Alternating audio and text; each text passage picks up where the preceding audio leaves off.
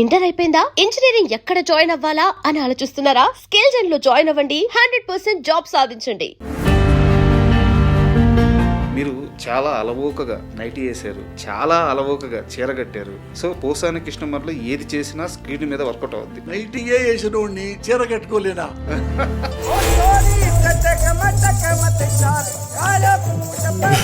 ₹100 కోట్ల పైన ఆస్తిని భార్య పేరు మీదే పెట్టడానికి కారణం ఏంటి? డబ్బులు వెంట్రుక ఇవాళ వస్తాయి, రేపు పోతాయి. మీకు పిల్లలు అంటే బాగా ఇష్టమా, భార్య అంటే బాగా ఇష్టం అంటే నాకు నా భార్య అంటే ఇష్టం. పిల్లలకి శ్రావణ మాసం సినిమాకి ప్రొడ్యూసర్గా డైరెక్టర్గా సినిమా తీశారు. సినిమా ఫ్లాప్ అయింది. మళ్ళీ ఒక 2 సంవత్సరాల స్పాన్లోనే బిగ్గెస్ట్ హిట్ తీశారు, ఆపరేషన్ దుర్యోధన. ఈ మధ్యలో ఒక డైరెక్టర్ మీ ఇంటికి వచ్చి డైరెక్షన్ చేయడం ఎందుకు, ప్రొడ్యూస్ చేయడం ఎందుకు, డబ్బులన్నీ పోయినాయి, ఇప్పుడు ఖర్చులకు ఏం చేస్తారని మాట్లాడిన ఆ డైరెక్టర్ దగ్గరికి వెళ్ళి ఆపరేషన్ దుర్యోధన తర్వాత లేదురా పోసాని మురళకృష్ణ హిట్ కొట్టాడు, పోసాని మురళకృష్ణకి డైరెక్షన్ కూడా వచ్చు అని చెప్పారు ఆ డైరెక్టర్కి మీరు? నేను మాట్లాడాలంటే చాలా మాట్లాడతాను. ఆపరేషన్ దుర్యోధనలో ఒక్క బటన్ కూడా చెల్లడవాడు.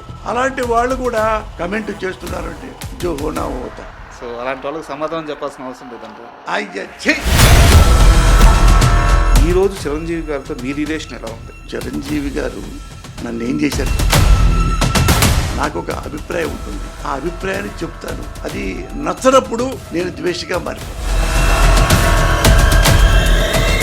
తెలుగు సినిమా ఇండస్ట్రీలో అసిస్టెంట్స్కి అందరూ అసలు డబ్బులే ఇవ్వని రోజుల్లో పోసాని కృష్ణమురళి మాత్రం తన అసిస్టెంట్స్కి డబ్బులు ఇచ్చేవాడు. ఏంటి సీను ఏంటి అక్కడ కూర్చున్నట్టు ఇటు చూసుకుంటున్నావు ఏంటి అంటే, మా నాన్న మా అమ్మ అప్పు చేశారు సార్, ఊళ్ళో వాళ్ళు అడుగుతున్నారు, డబ్బులు లేవు సార్. ఎంత డబ్బు ఉంది మీ నాన్నగారికి అంటే బీరువా తీసి.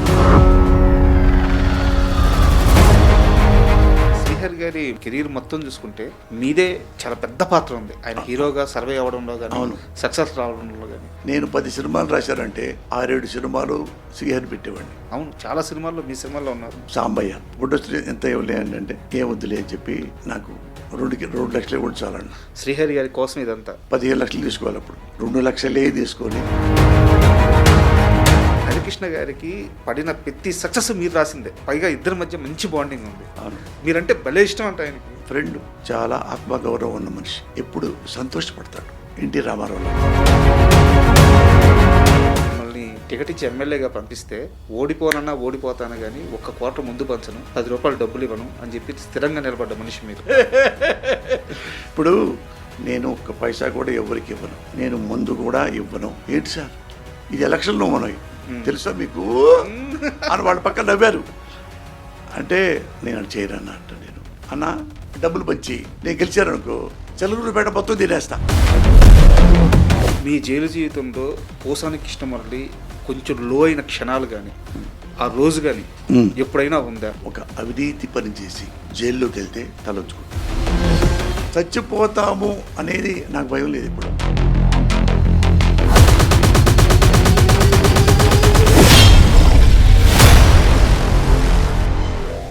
Hi, welcome to my show. Posani Muralikrishna గారు నమస్తే సార్. చాలా రోజులుగా మీతో ఇంటర్వ్యూ చేయాలనుకుంటున్నాను, ఫైనల్గా ఈరోజు కుదిరింది. అయితే ఇంటర్వ్యూలోకి వెళ్ళే ముందు ఒక రియల్ లైఫ్ ఎక్స్పీరియన్స్ నేను చూసింది మీతో షేర్ చేసుకొని ఇంటర్వ్యూ స్టార్ట్ చేస్తాను. 2015-16 ఆ పీరియడ్లో నేను ఎల్లారెడ్డిగూడలో ఉండేవాడిని. రోజు ఇంటి నుంచి బయటికి రాగానే ఒక పెద్ద మిద్ది, ఆ మిద్ది కింద ఎప్పుడు మధ్యాహ్నం పూట ఒక 15-20 మంది పేదవాళ్ళు, కూలీలు, పళ్ళ మార్కెట్లో పళ్ళు అమ్ముకునే తోపుడు బండి వాళ్ళు, ఒక 20 మంది 25 మంది ఎప్పుడు ఆ ఇంటి కింద కూర్చొని మధ్యాహ్నం ఎండకి లంచ్ టైం కాగానే అక్కడికి వచ్చి భోజనం చేసి అక్కడే నీళ్ళు ఉంటాయంట, నీళ్లు తాగేసి ఒక చిన్న కునికి వేసుకొని మళ్ళీ పనులకు వెళ్ళిపోతూ ఉండేవాళ్ళు. ఇది ప్రతిరోజు రెగ్యులర్గా జరుగుతూ ఉండేది. ఆ మిద్దె చాలా పెద్ద మిద్ది. ఇంత కోటీశ్వరుడు కూలోళ్ళని, పేదవాళ్ళని ఇంత దర్జాగా ఇంట్లోకి రానిచ్చి వాళ్ళకి అవకాశం కల్పిస్తున్నాడు, ఎవరబ్బాయినో అని కొన్ని రోజులు అనుకున్నాను. తర్వాత తెలిసింది ఏంటంటే ఆ ఇల్లు పోసాని కృష్ణమురళి గారిది అని తెలిసింది. అవును, అంటే నేను ఒకప్పుడు పేదోడినేగా sir.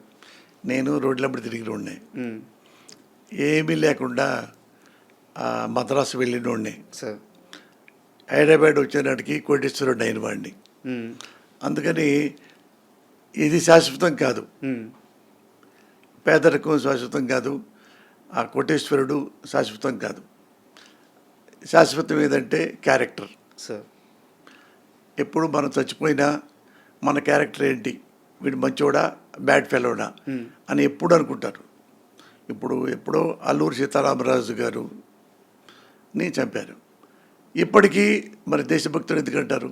Sir dedication, character. Character same Mahatma Gandhi అయినా కానీ మరొకరైనా కానీ నాకేంటంటే వీడు పేదవాడు, వీడు డబ్బున్నోడితో ఫ్రెండ్షిప్ చేద్దాం, పేదవాడిని హెడ్ చేద్దాం అనేది నాకు తెలియని మ్యాటర్స్ అవన్నీ.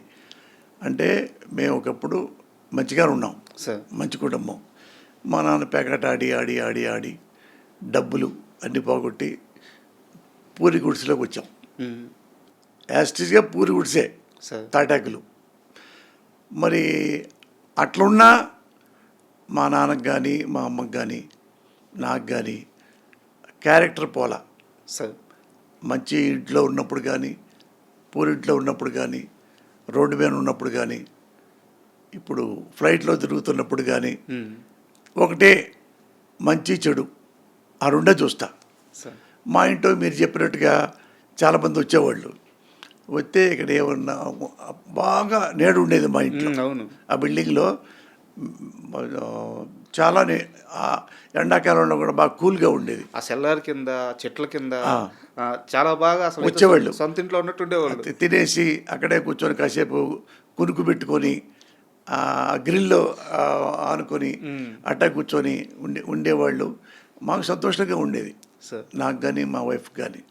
అట్లాంటి మాకు తెలియని విషయాలు, పేదవాళ్ళు వచ్చి పో కోటేశ్వరుడా రా వెల్కమ్, అది మాకు చేత కాదు.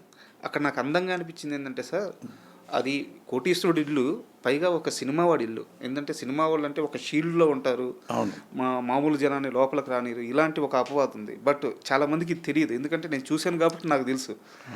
సో అది నాకు చాలా అందంగా అనిపించింది. అయితే ఈ క్వశ్చన్కి కొనసాగింపుగా సినిమాకి ఆపరేషన్ అనురారెడ్డి సినిమాకి ఇంటర్లింక్ అయ్యేటట్టు ఒక ప్రశ్న ఉంది. ఆపరేషన్ అనురారెడ్డి సినిమా విషయానికి వస్తే దీంట్లో నాన్న సెంటిమెంట్ ఉంది అని చెప్పేసి మీరు ఒక దగ్గర మాట్లాడున్నారు. నాన్న ఎమోషన్ కూడా ఉందని చెప్పేసి. మీ నాన్నగారు అంటే పోసాని కృష్ణమురళి నాన్నగారు సుబ్బారావు గారు పోసాని కృష్ణమురళికి ₹1 ఆస్తి ఇవ్వలేదు. ఒంటి మీద బట్టలతో నడి రోడ్డు మీద నిలబెట్టేశారు. మంచి పేరు ఇచ్చాడు, మంచి కుటుంబం లెగసీ ఇచ్చాడు, నీతి ఇచ్చాడు, నిజాయితీ ఇచ్చాడు. కానీ నాన్న ఏమీ ₹1 కూడా మీకు ఇవ్వలేదు. ఆ నాన్న ఎమోషన్ని క్యారీ చేస్తా కథ రాయాలంటే ఆ నాన్న మీద ఒక ప్రేమ, ఆ గౌరవం అలాగే ఉండాలి కదా. పోసాని కృష్ణమురళి దృష్టిలో నాన్న అంటే ఏంటి? నాకు మా ఇంట్లో నాన్న మా అమ్మ అంటే ఫస్ట్ చెప్పుకోవాలంటే అమ్మ నాన్న వాళ్ళు నాకు చాలా హీరోలు. సార్ నాన్న కంటే హీరో ఎవరంటే మా అమ్మ. మా నాన్న ఏంటంటే ఇన్నోసెంట్.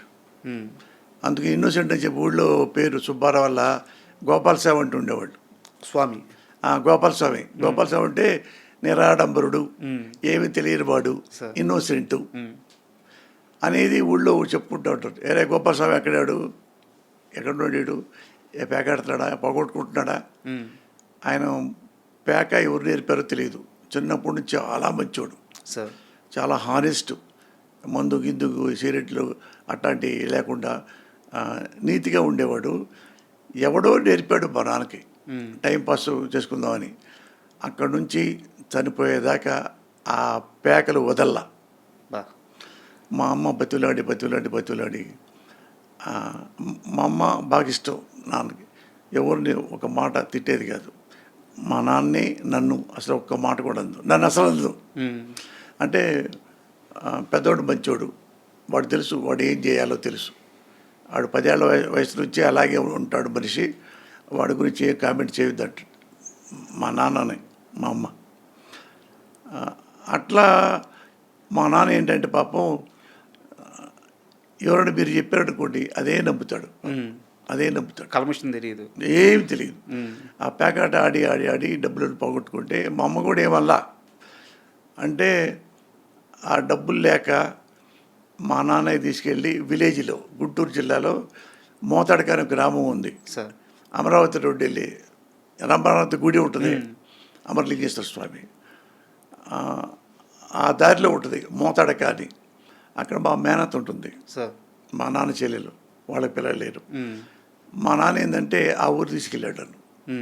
చిన్నోడిని నేను 7th క్లాస్ చదవాలి, డబ్బులు లేవు, ఫీజు కొట్టాలన్న. అది మా మేనత్త నన్ను చూసి, నేను ఉంచుకుంటానులే అన్నయ్య, చదివించుకుంటాను, నువ్వు వెళ్ళిపోవాలి అంటే. మా మేనత్త సంపూర్ణమ్మని, ఆమె చాలా ఉత్తమురాలు, అట్లా చదువుకోగలిగా. డాక్టరేటు ఎంఫిల్ అయిపోయింది, ఫస్ట్ క్లాస్లో పాస్ అయిన తర్వాత డాక్టరేటు ఇంకా 6 నెలల్లో అయిపోద్ది. అనగానే నన్ను ఎందుకో ఎవరో పిలిచి నన్ను రైటర్ చేశారు. చేసిన వారు ఎవరంటే the great Mohan Gandhi sir, director, కర్తవ్యం తీసిన ఆయన, జడ్జిమెంటు, పీపుల్స్ ఎన్కౌంటర్, మంచి మంచి సినిమాలు తీశారు. సార్, ఆయన నేను వద్దన్నా కానీ బలవంతంగా నన్ను రైటర్ చేశారు. చదువుకున్నావు కదా నువ్వు, ఇంకా పరశురాల దగ్గర ఉంటున్నావు, చాలా నాళ్ళు ఉన్నావు కదా, మరి నువ్వు పెళ్లి చేసుకోవాలి కదా, నీకంటూ కూడా ఉండాలి కదా, ఎన్నాళ్ళు బాయ్గా ఉంటావు, ఎన్నాళ్ళు అసిస్టెంట్గా ఉంటావు. ఒక ఇన్ కేసు పరచు బ్రదర్స్ నుంచి దగ్గర బయటకు వచ్చినా, ఇన్ కేసు నువ్వు ఫెయిల్ అయినా వాళ్ళు రానివ్వరు అనుకుంటే నా దగ్గర ఉండు, లేకపోతే పిఏపి సుబ్బారావు గారి దగ్గర నేను చెప్తా, ఇక్కడే ఆఫీసులో ఉండు, నేను పైకి వచ్చేదాకా నేను సాగుతా అన్నాడు మోహన్ గాంధీ. అది ఫస్ట్ సినిమాకే, అది పోలీస్ బ్రదర్స్, 100 days ఆడింది. 100 days కంటే అబౌవ్ నాకు మంచి పేరు వచ్చింది.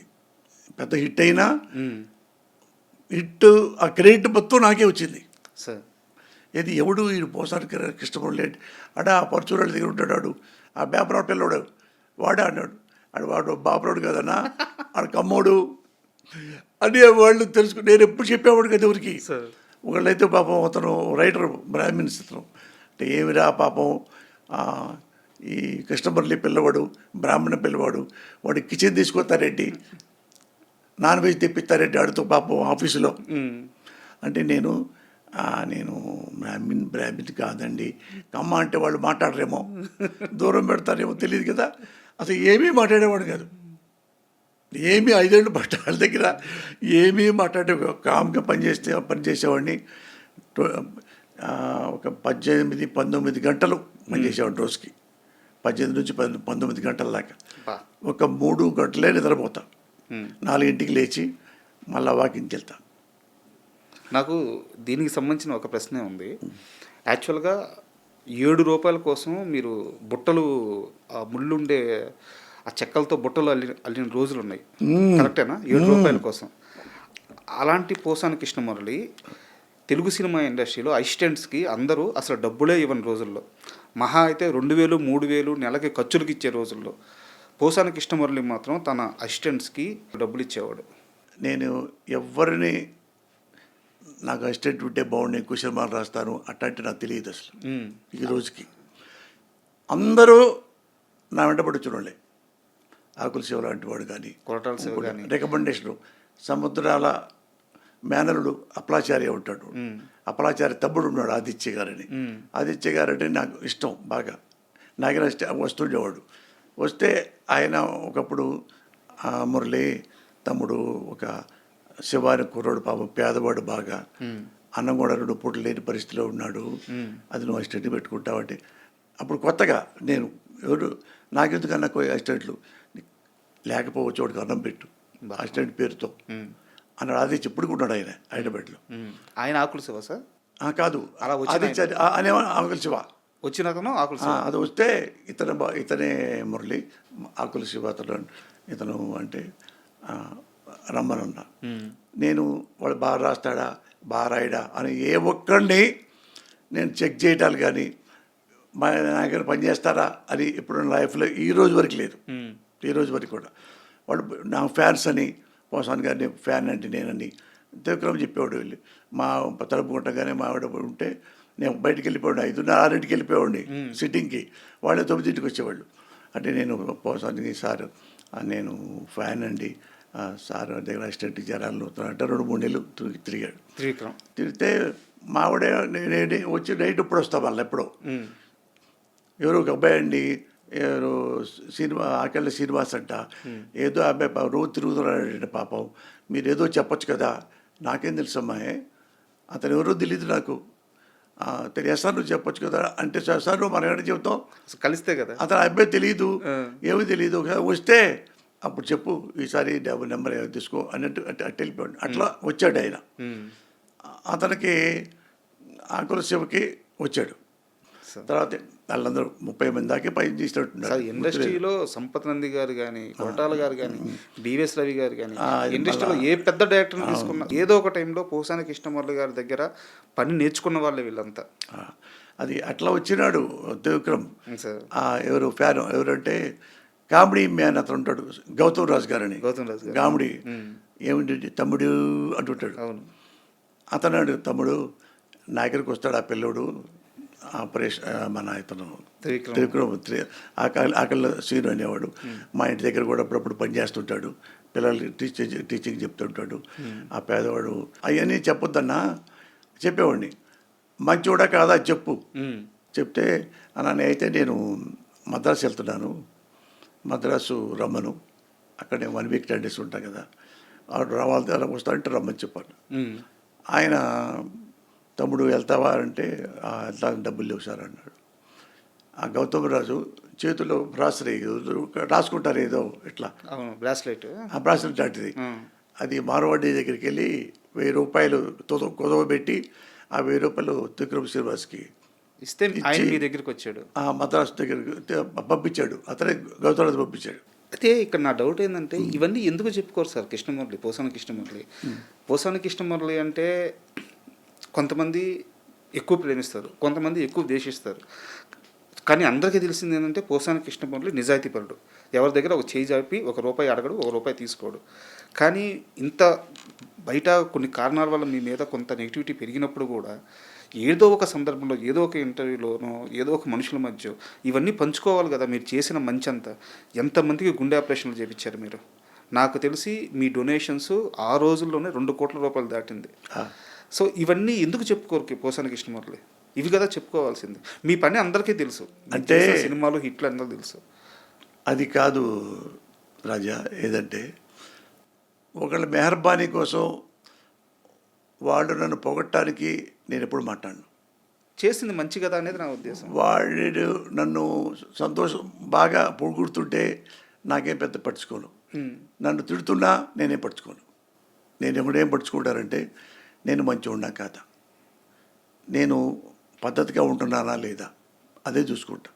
నేను పద్ధతిగా లేనప్పుడు, తాగి తిరుగుతున్నప్పుడు, బేవర్స్ పనులు చేస్తున్నప్పుడు, లంగా పనులు చేస్తున్నప్పుడు, ఏమైనా పైరవీలు చేస్తున్నప్పుడు, అవినీతి పనులు చేస్తున్నప్పుడు, గవర్నమెంట్ అడ్డం పెట్టుకొని చెప్పి పొలాలు తీసుకుంటున్నప్పుడు, ఆస్తులు తీసుకుంటున్నప్పుడు, అలాంటి ఏమన్నా వెధవ పనులు చేస్తే నేను బాధపడాలి.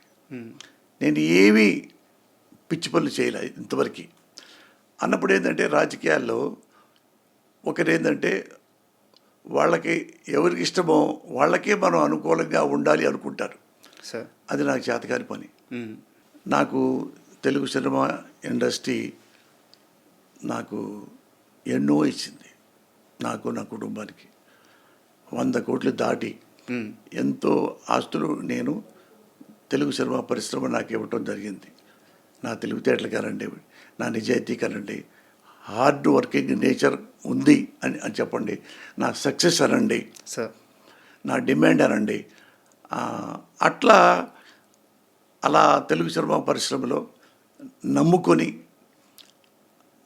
బాగా హార్డ్ వర్కింగ్ చేసి మంచి సక్సెస్లు ఇచ్చి గొప్పగా ఆస్తులు దేవుడు నాకు ఇచ్చి, తెలుగు పరిశ్రమ నాకు ఇచ్చి, ఆ తర్వాత నాకు సంతోషంగా నేను నా కుటుంబం ఇప్పుడు చాలా గౌరవంగా బతుకుతున్నాం. ఇది తరాలు తరబడి నాకు ఆస్తులు ఉంటాయి. ఇక బావు, ఎందుకంటే మా ఇంట్లో బ్యాడ్ హ్యాబిట్స్ ఎవరికి లేదు, నాకు లేదు, నా పిల్లలకి లేదు. మందు లేదు, సిగరెట్లు లేవు, పాన్ పరాగులు లేవు, మిడ్ నైట్ పబ్లిక్ వెళ్ళటాలు లేవు. ఏ క్లబ్ తోని చేయలే 40 ఏళ్లలో. ఫంక్షన్లు ఉంటాయి కదా, ఆ ఫంక్షన్లో అయితే షెల్ట్ తీసుకుని వెళ్ళిపోతాను తప్ప అక్కడే మందులు, పార్టీలు, డ్యాన్సులు అవి నాకు తెలియని మ్యాటర్లు. ఇంత జీవితం చూశారు, ఇంత సక్సెస్ చూశారు, ఇంత డబ్బు చూశారు, ఇన్ని బంధాలు చూశారు. మీ జైలు జీవితంలో పోసాని కృష్ణమురళి కొంచెం లో అయిన క్షణాలు కానీ ఆ రోజు కానీ ఎప్పుడైనా ఉందా? ఆ జైలు జీవితంలో నుంచి మీరు నేర్చుకున్న పాఠం కానీ లేదా మిమ్మల్ని మీరు మలుచుకున్న విధానం కానీ ఏంటంటే ఏం చెప్తారు? ఆ కొన్ని రోజులు ఏమీ లేవు. ఏమి లేవు. ఎందుకు చెప్పంటావా? ఆ,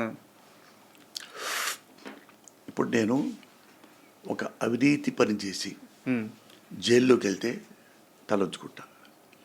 మోసం చేసి, లంగా పనులు చేసి, బ్రోకర్ పనులు చేసి, రేపులు చేసి, కడుపులు చేసి, పక్కలేయటం చేసి, ఎక్కడెక్కడ ప్రభుత్వాలు అడ్వాంటేజ్ తీసుకొని 2 ఎకరాలు తీసుకోవటం, 3 ఎకరాలు తీసుకోవటం, ఆ పప్పులు తీసుకుందాం, ఈ పప్పులు తీసుకుందాం, ఈ డైలాగ్స్ పెట్టుకుందాం అని, ఇవన్నీ నా జీవితంలో ఎప్పుడు ఏమీ లేదు సార్.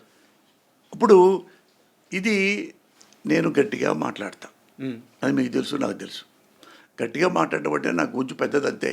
సార్. అంటే కోపంతో కాదు, నా గొంతు పెద్దది, అర్థమైందా? రాఘోపాల గొంతులాగా. అది అడుగుతా.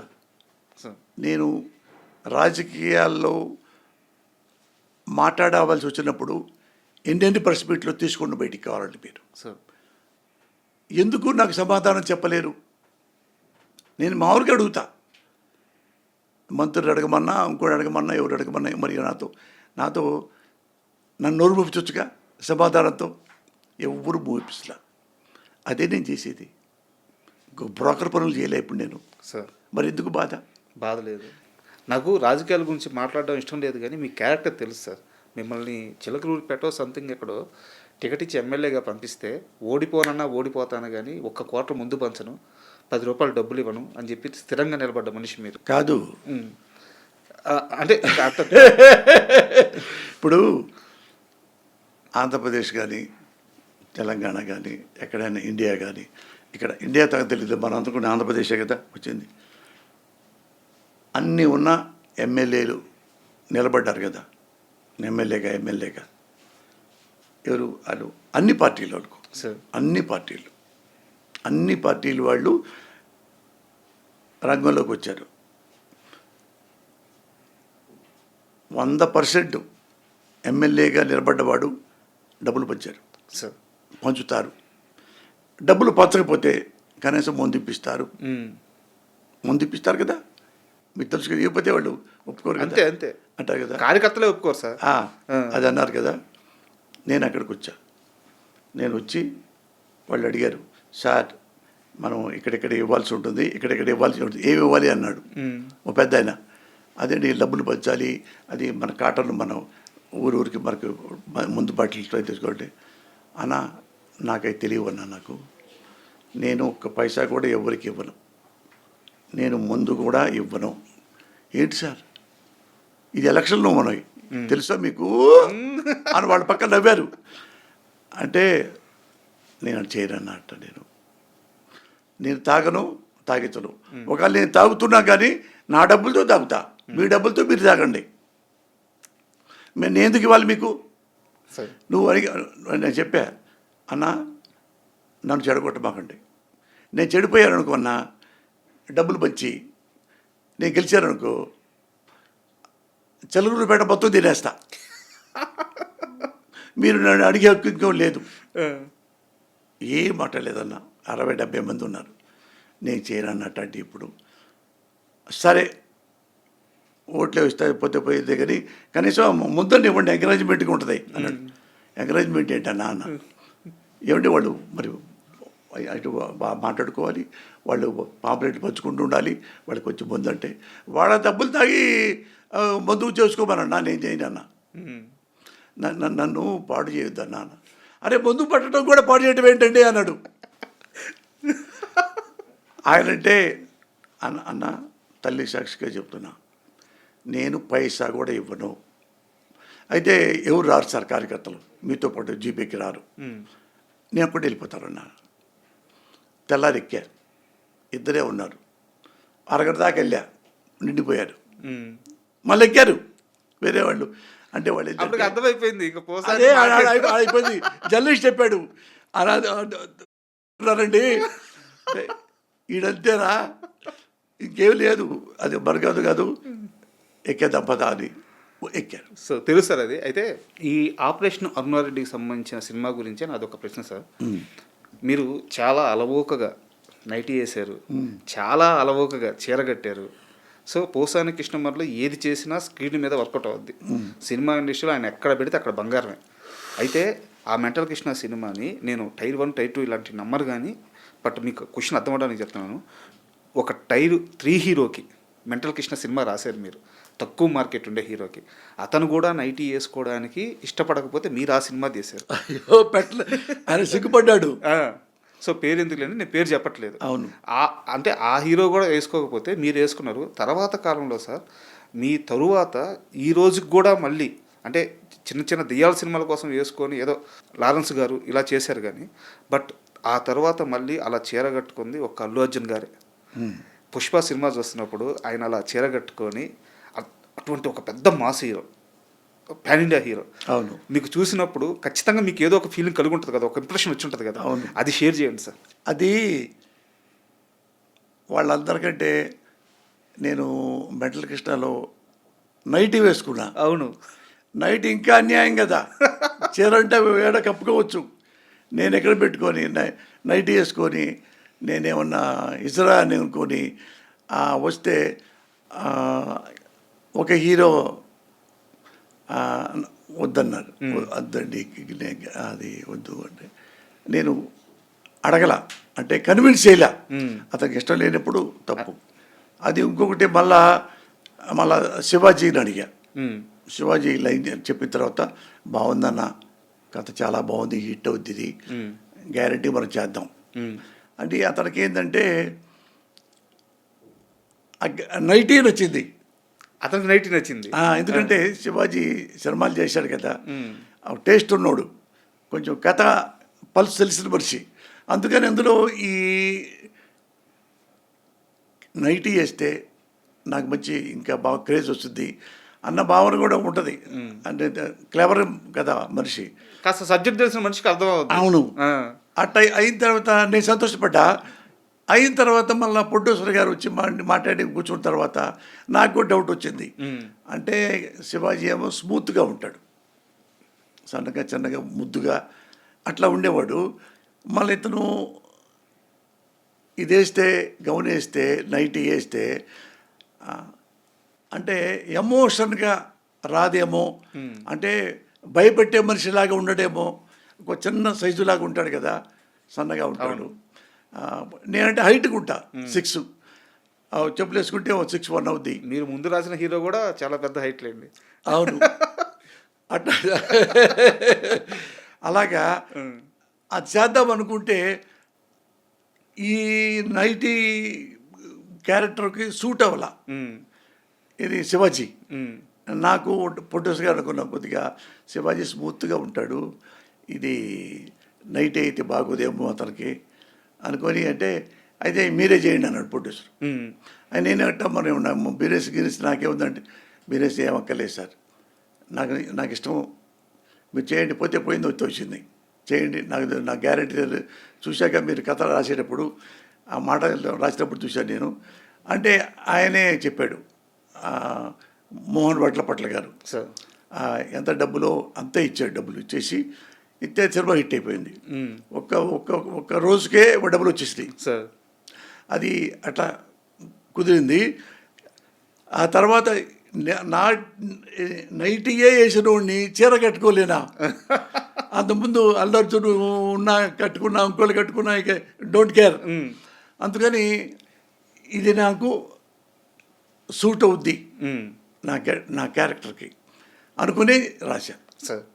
చీర కట్టుకొని చూశారుగా మీరు. ఆ టీజర్ చూస్తుంటే మీకు మాత్రం యాప్ట్ అయ్యే క్యారెక్టర్ లాగా ఉంది అది. అవును. అంటే ఒక హీరో కట్టుకోవాలంటే కొద్దిగా ఇబ్బందిగా ఉంటుంది ఎవరికన్నా. పైగా ఏంటంటే సూట్ అవ్వాలి ఆ కథ. ఆ కథ సూట్ అవ్వాలి. ఏ చీర కట్టినప్పుడు అతని యాక్టివిటీ ఎలా ఉండాలో అవన్నీ ఉండాలి.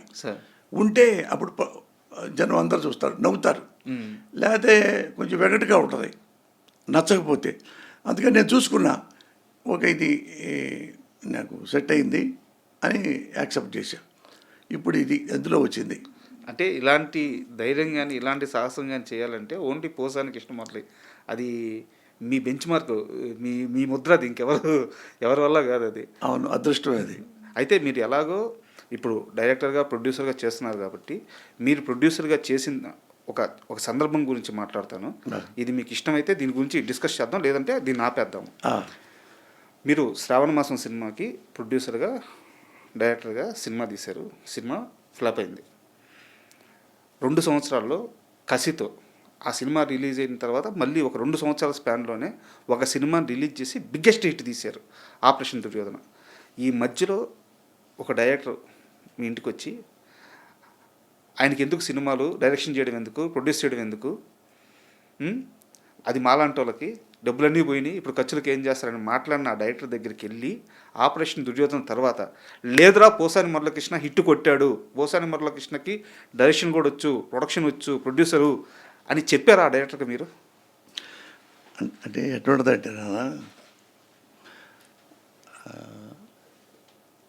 ఏం అనకూడదు, ఎందుకులే అంటే నేను మాట్లాడాలంటే చాలా మాట్లాడగలను. తలకాయ తీసుకెళ్ళి మొలకాయలో పెట్టుకోవాలి నీకు చెప్పాలంటే. వాళ్ళ క్యారెక్టరు, వాళ్ళ కెపాసిటీ, వాళ్ళ కాపురాలు, వాడి ఇళ్ళు, వాడి బొళ్ళు ఏందో మొత్తం నాకు తెలుసు. కానీ ఎందుకు ఏడిపించటం అట్టా చీప్గా బిహేవియర్ నాకు ఇష్టం లేక వదిలేసా. ఏంటంటే ఒక సినిమా ఫ్లాప్ అయిందంటే వాడు ఏమీ లేనివాడని కాదు సార్, ఏమీ లేనివాడని కాదు.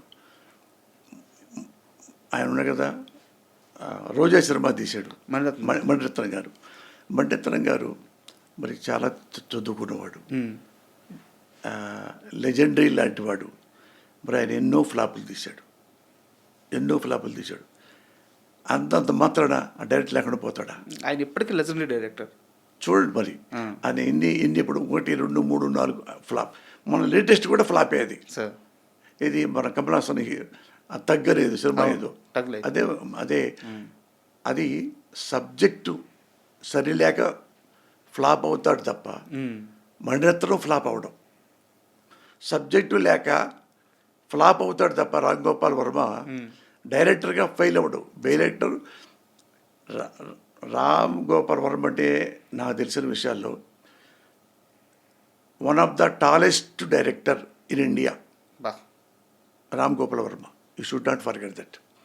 అతను tallest director who believes technique. సినిమాకి ఎంత టెక్నిక్లు ఉంటాయో అతనికి తెలిసినట్టుగా ఎవ్వడికి తెలియదు, మణిరత్నం కూడా తెలియదు. ఇతను రామ్ గోపాల్ వర్మలో ఉన్న షార్ప్నెస్, క్రియేటివిటీ ఎవరికి తెలియదు. ఎందుకంటే నేను ఆయనతో ట్రావెల్ చేశాను 2-3 ఏళ్ళు. అయ్యో తెలుసు సార్, ఉంది ప్రశ్న ఉంది అడుగుతాను. అది అతను చాలా చాలా ఇక జీనియస్. తర్వాత ఇంకెవరు అంటే నేను చెప్పను, అంత జీనియస్ అతను రామ్ గోపాల్ వర్మ. అది హిట్ ఫ్లాప్ గురించి పట్టించుకోకర్లా. అట్లనే నా ఫ్లాప్ అయితే నేనే అన్నాను ఫ్లాప్ అయింది. ఫ్లాప్ అయిన తర్వాత ఇంకో డైరెక్టర్, ఒక ప్రొడ్యూసర్ ఆ ఇంటికి వచ్చాడు, మన సినిమా చేద్దామా, కథ మీరు బాగా చేశారు కానీ బ్యాడ్ లక్ అయిపోయింది అదంటే, వద్దండి మేమే చేసుకుంటాను, అది ఫ్లాప్ అయిన తర్వాత మళ్ళీ వస్తే మీకు బాగోదు అని పంపించేశాను. అయిన తర్వాత నేనే కథ రాసుకొని మళ్ళీ అదే ఫైనాన్సర్తో అంత ఫైనాన్స్ ఇచ్చేసా మొత్తం. ఏది ఒక ప్రాపర్టీ అమ్మేసి ఇచ్చేసేస్తారు. ఇచ్చి మళ్ళీ ఫైనాన్స్ దగ్గరికి వెళ్ళి మీకు కావాలి తీసుకోండి మురళి గారు, మీ సినిమా ఫ్లాప్ హిట్ మీ గురించి మాకేం లేదు, మాకు అంతకుముందు క్లియర్గా కట్టారు కదా, అందుకని ఎంతైనా తీసుకోండి చేసుకోండి అన్నాడు. అంటే సంతకం పెట్టడానికి వెళ్ళాను. అంటే ఏం కథ రాసుకున్నారు ఈసారి అన్నాడు. ఏదో చిన్న కథ అన్నా. నేను వినొచ్చా అన్నాడు. మీ ఫైనాన్స్ మీ చెప్పడానికి ఏముంది అంటే లైన్ చెప్పాను. బాగుందండి, ఇది మీరే చేయాలందా, నేను చేసుకోవచ్చా అన్నాడు ఆయన. ఆయనకు అర్థమైంది కథలో దమ్ము. అంటే మీరు సినిమా చేస్తారంటే నాకేం అభ్యంతరం లేదు కదా, చేస్తాను. అదే ఆపరేషన్ దుర్యోధన. వా. అది ఎంత పెద్ద హిట్ అయిందో, ఎంత డబ్బులు వచ్చినాయో కౌంట్లెస్. సార్ అవును. అండ్ మరి అంత మంచి అంటే ఇప్పటికీ ఆపరేషన్ దుర్యోధనకి ఒక ప్రత్యేకత ఉంది. కరెక్ట్. అంటే ఎందుకుందంటే ఆపరేషన్ దుర్యోధన అన్ని సెంటర్లో ఆల్మోస్ట్ 100 రోజులు ఆడింది. సార్ తెలుగు సినిమా ఇండస్ట్రీలో లాస్ట్ సినిమా 100 రోజులు ఆడిన సినిమా నా సినిమా ఆపరేషన్ దుర్యోధన. అప్పటి నుంచి ఇప్పటిదాకా 100 సినిమా లేదు 100 రోజులు. తర్వాత అసలు ట్రెండే లేకుండా పోయింది. ఎవరి 100 రోజులు లేవు. ఆ, అదొకటే లాస్ట్ 100 డేస్ సినిమా. సార్ అలాంటి గొప్ప సినిమా. ఇప్పుడు ఎన్నో వాగాడే. ఆపరేషన్ దుర్యోధనలో ఒక్క బటన్ కూడా చెల్లడవాడు. బటన్ కూడా అన్నం పెట్టా. అలాంటి వాళ్ళు కూడా కమెంట్ చేస్తున్నారంటే జో హోనా హోతా. సో అలాంటి వాళ్ళకి సమాధానం చెప్పాల్సిన అవసరం లేదంటారు. అయ్య ఛీ. నేను ఎప్పుడు నాకెవ్వరు శత్రువులు లేరండి. నా తల్లి సాక్షిగా నేను ఎప్పుడు శత్రువుని ఉంచుకోను. అడుగుతా కావాలంటే. సార్ అభిప్రాయ భేదాలు ఇంకోళ్ళు వచ్చినా సరే అభిప్రాయ భేదాలు అయినా సరే అంతవరకు పక్కన పెట్టుకుంటాను తప్ప, ఒక ఇష్టం లేదనుకో కామ్గా ఉంటాను తప్ప ఒకరిని ద్వేషించుతూ 24 గంటలు కూర్చొని నేను. సార్ జీవితం చాలా ఉంటుంది, ఆ ట్రావెలింగ్ చాలా ఉంటుంది. ఇందులో కూడా అలాంటి ఉంటాయి. సార్ హలో అన్నంతవరకే జీవితం, డైలాగ్ ఉంది. అవును. చలో అన్నంతవరకే శ్మశానం. జీవితం అది. సార్ ఆఫ్టర్ ఆల్ దానికోసం రూపాయి వచ్చినంత మాత్రాన ఎగిరిపోయి డబ్బులు పోయినంత మంది ఏడ్చి ఇట్ట చేయబెట్టుకొని మా చేతితో ఏడుతూ వచ్చి మా ఇంటి ముందు కూర్చోవచ్చి ఆ రెండు చూసా, అన్నీ చూసా. ఒకప్పుడు చిరంజీవి గారు చెప్తారు, నేను గంజి చూశాను, బెంజి చూశాను అన్నాడు. అది ఆయన గ్రేట్, ఆయన సంస్కారం అది. నేను అదే సార్ అన్నీ చూసా. అయితే ఎలాగో శ్రీకాంత్ గారి ప్రస్తావన వచ్చింది కాబట్టి, ఆపరేషన్ దుర్యోధన ఈ ప్రస్తావన వచ్చింది కాబట్టి, ఏం సార్ శ్రీకాంత్ గారితో మీకు స్టార్టింగ్ నుంచి కూడా ఆ బాండింగ్ ఇది? ఎందుకంటే మీ థాట్ ప్రాసెస్కి, వెరైటీ కొత్త ఆలోచనలకి శ్రీకాంత్ గారిని మీరు ఫస్ట్ నుంచి ప్రిఫర్ చేస్తూ వచ్చారు. మంచి సినిమాలు రాశారు. అవును, చాలా గొప్ప సినిమా. ప్రేయస్ రావే కానీ ఎంత లవ్ స్టోరీయో, ఇక్కడ ఎంత సోషల్ ఫిల్ము, రెండు ఎక్సలెంట్గా చేశారు. అలాగే ఇంగ్లీష్ పిల్లం, ఈస్ట్ గోదావరి మొగుడు, అసలు అన్నీ అద్భుత. తాళీ సినిమా కానీ శ్రీకాంత్ గారికి మాత్రం చాలా ప్రత్యేకమైన సినిమాలు రాశారు. ఎలా కుదిరింది ఆ బాండింగ్? శ్రీకాంత్ ఎవరంటే సినిమా ఇండస్ట్రీలో నాకు ఫ్యాన్ ఉన్నారు. నేను ఫ్యాన్ని ఎవరికి? హీరో కృష్ణ గారికి. సార్ నేను హీరో, ఆయన నాకు చిన్నప్పటి నుంచి ఇప్పటి వరకు కృష్ణ. అప్పుడప్పుడు రామారావు గారిని ప్రేమించేవాడిని. అప్పుడు పెద్ద ఆయన కాబట్టి నాకు ఎప్పుడు కృష్ణ గారంటేనే ఇష్టం. నాకు ఎప్పుడు 100%. ఆయనకు అప్పుడు కంటూ ఎవరు రాయిస్తే దెబ్బతగిలింది ఏలూరులో ఎలక్షన్లో. రామారావు గారికి తిట్టాడని వాళ్ళు రాళ్ళు వేశారు. పాప రాత్రి కంట్లో పొడుచుకుంది కృష్ణ గారికి. అప్పుడు ఆపేసి, ఏలూరులో జరిగింది, ఆపేసి మద్రాసులో మళ్ళీ ఆయన షూటింగ్ చేస్తున్నాడు. మేము చూడటానికి వెళ్ళాము, కన్ను ఎట్టుందో అని, గుంటూరు నుండి వెళ్తే, సార్ నమస్కారం సార్. నమస్కారం, నేను కృష్ణమురళి. ఏ ఊరు? అదే సార్, పెద్ద కాకరే సార్ అండి. ఆయన వాళ్ళ నాన్న, కృష్ణ గారి నాన్న గుళ్ళో ఆయన పేరు పెట్టాడు, శివరామకృష్ణ ఏదో పేరు, తర్వాత కృష్ణ అయింది. మా ఊళ్ళోనే ఆయన పేరు పెట్టుకుంది. ఆయనకి శివరామకృష్ణ ఏదో పోయి కృష్ణ అయినట్టు ఉంది. ఆయన నాకెంత ఇష్టమో, ఆయన తర్వాత జూనియర్ కృష్ణ ఎవరంటే శ్రీకాంతే. అంత కృష్ణ గారు ఎంత సాఫ్ట్గా మంచోడో, సేమ్ శ్రీకాంత్ అంతే. శ్రీకాంత్ మంచికి ఎంతో మంచోడు, మంచికి ఎంతో మంచోడు. ఎప్పుడు ఎందుకంటే ఆయన ఫస్ట్ సినిమాకి నేనే డైలాగులు రాసా అసిస్టెంట్గా. ఇది పీపుల్స్ ఎన్కౌంటర్, అందులో విజయవాడ అనుకుంటా అప్పుడు ఉండేది.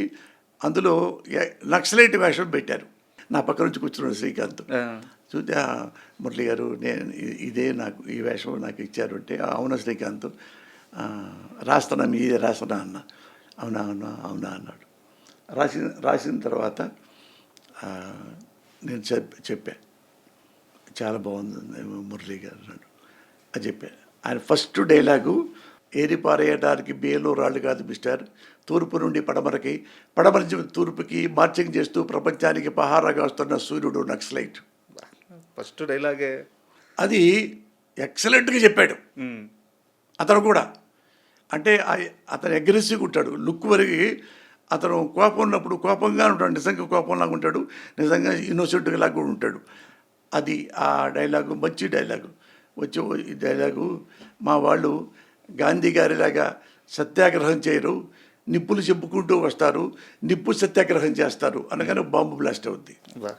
అయితే శ్రీకాంత్ గారి గురించి మాట్లాడదాం, ఇంకా క్వశ్చన్స్ ఉన్నాయి.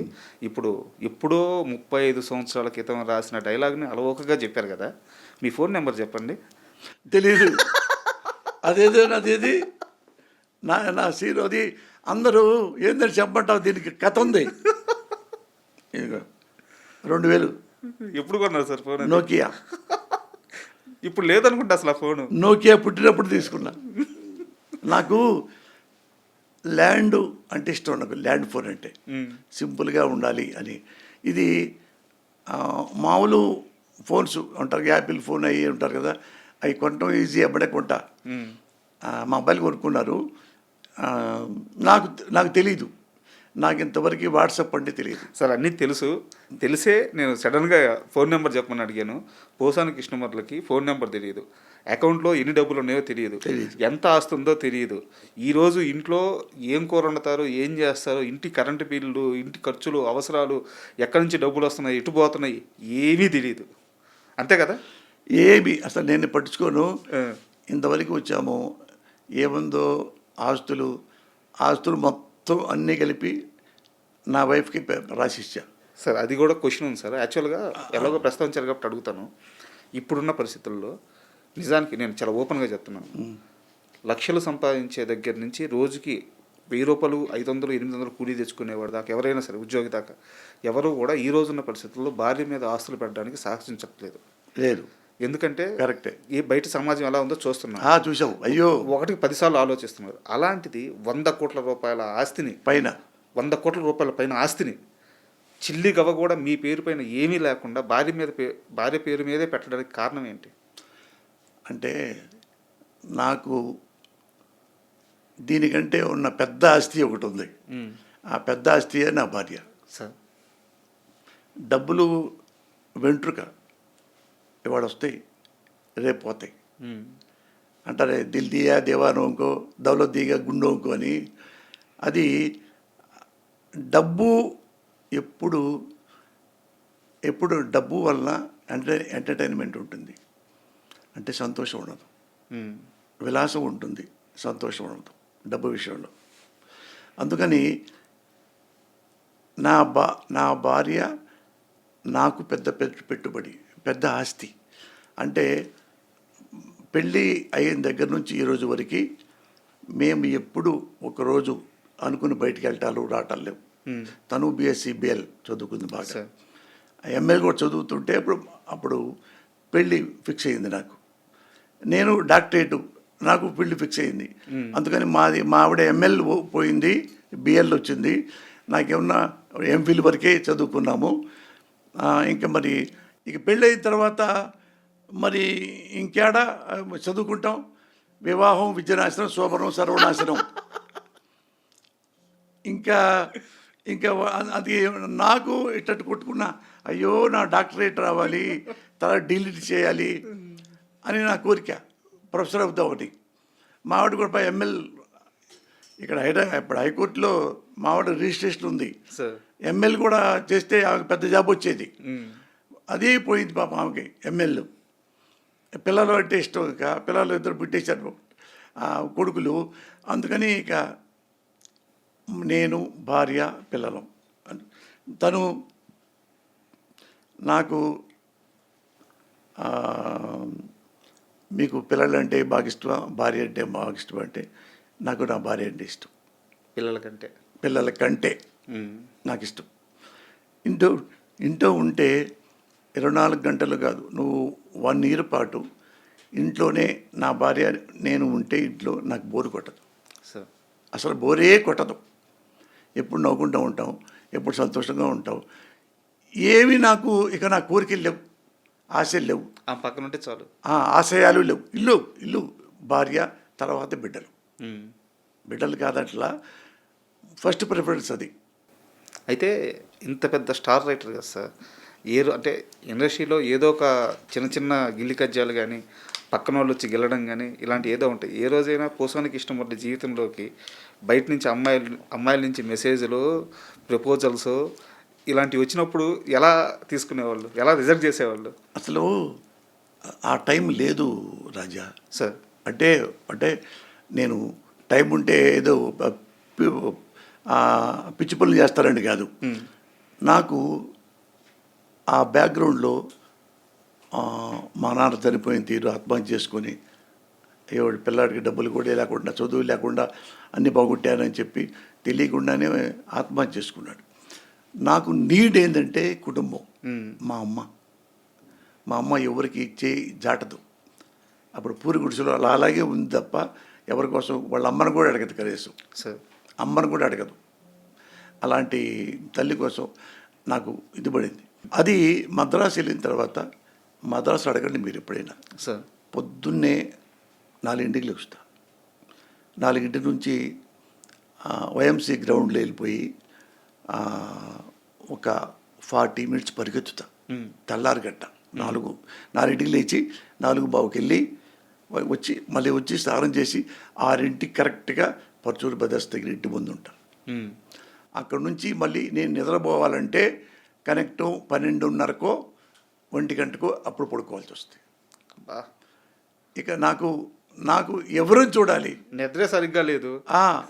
అది అట్టా సేమ్ అట్ట కాకుండా ఫస్ట్ ఫిల్మే సూపర్ హిట్ అయిపోయింది పోలీస్ బ్రదర్స్. అక్కడ నుంచి 10 ఏళ్ల పాటు ఒక్కరోజు కూడా టైం లేకుండా 100 సినిమాలు చేస్తాను.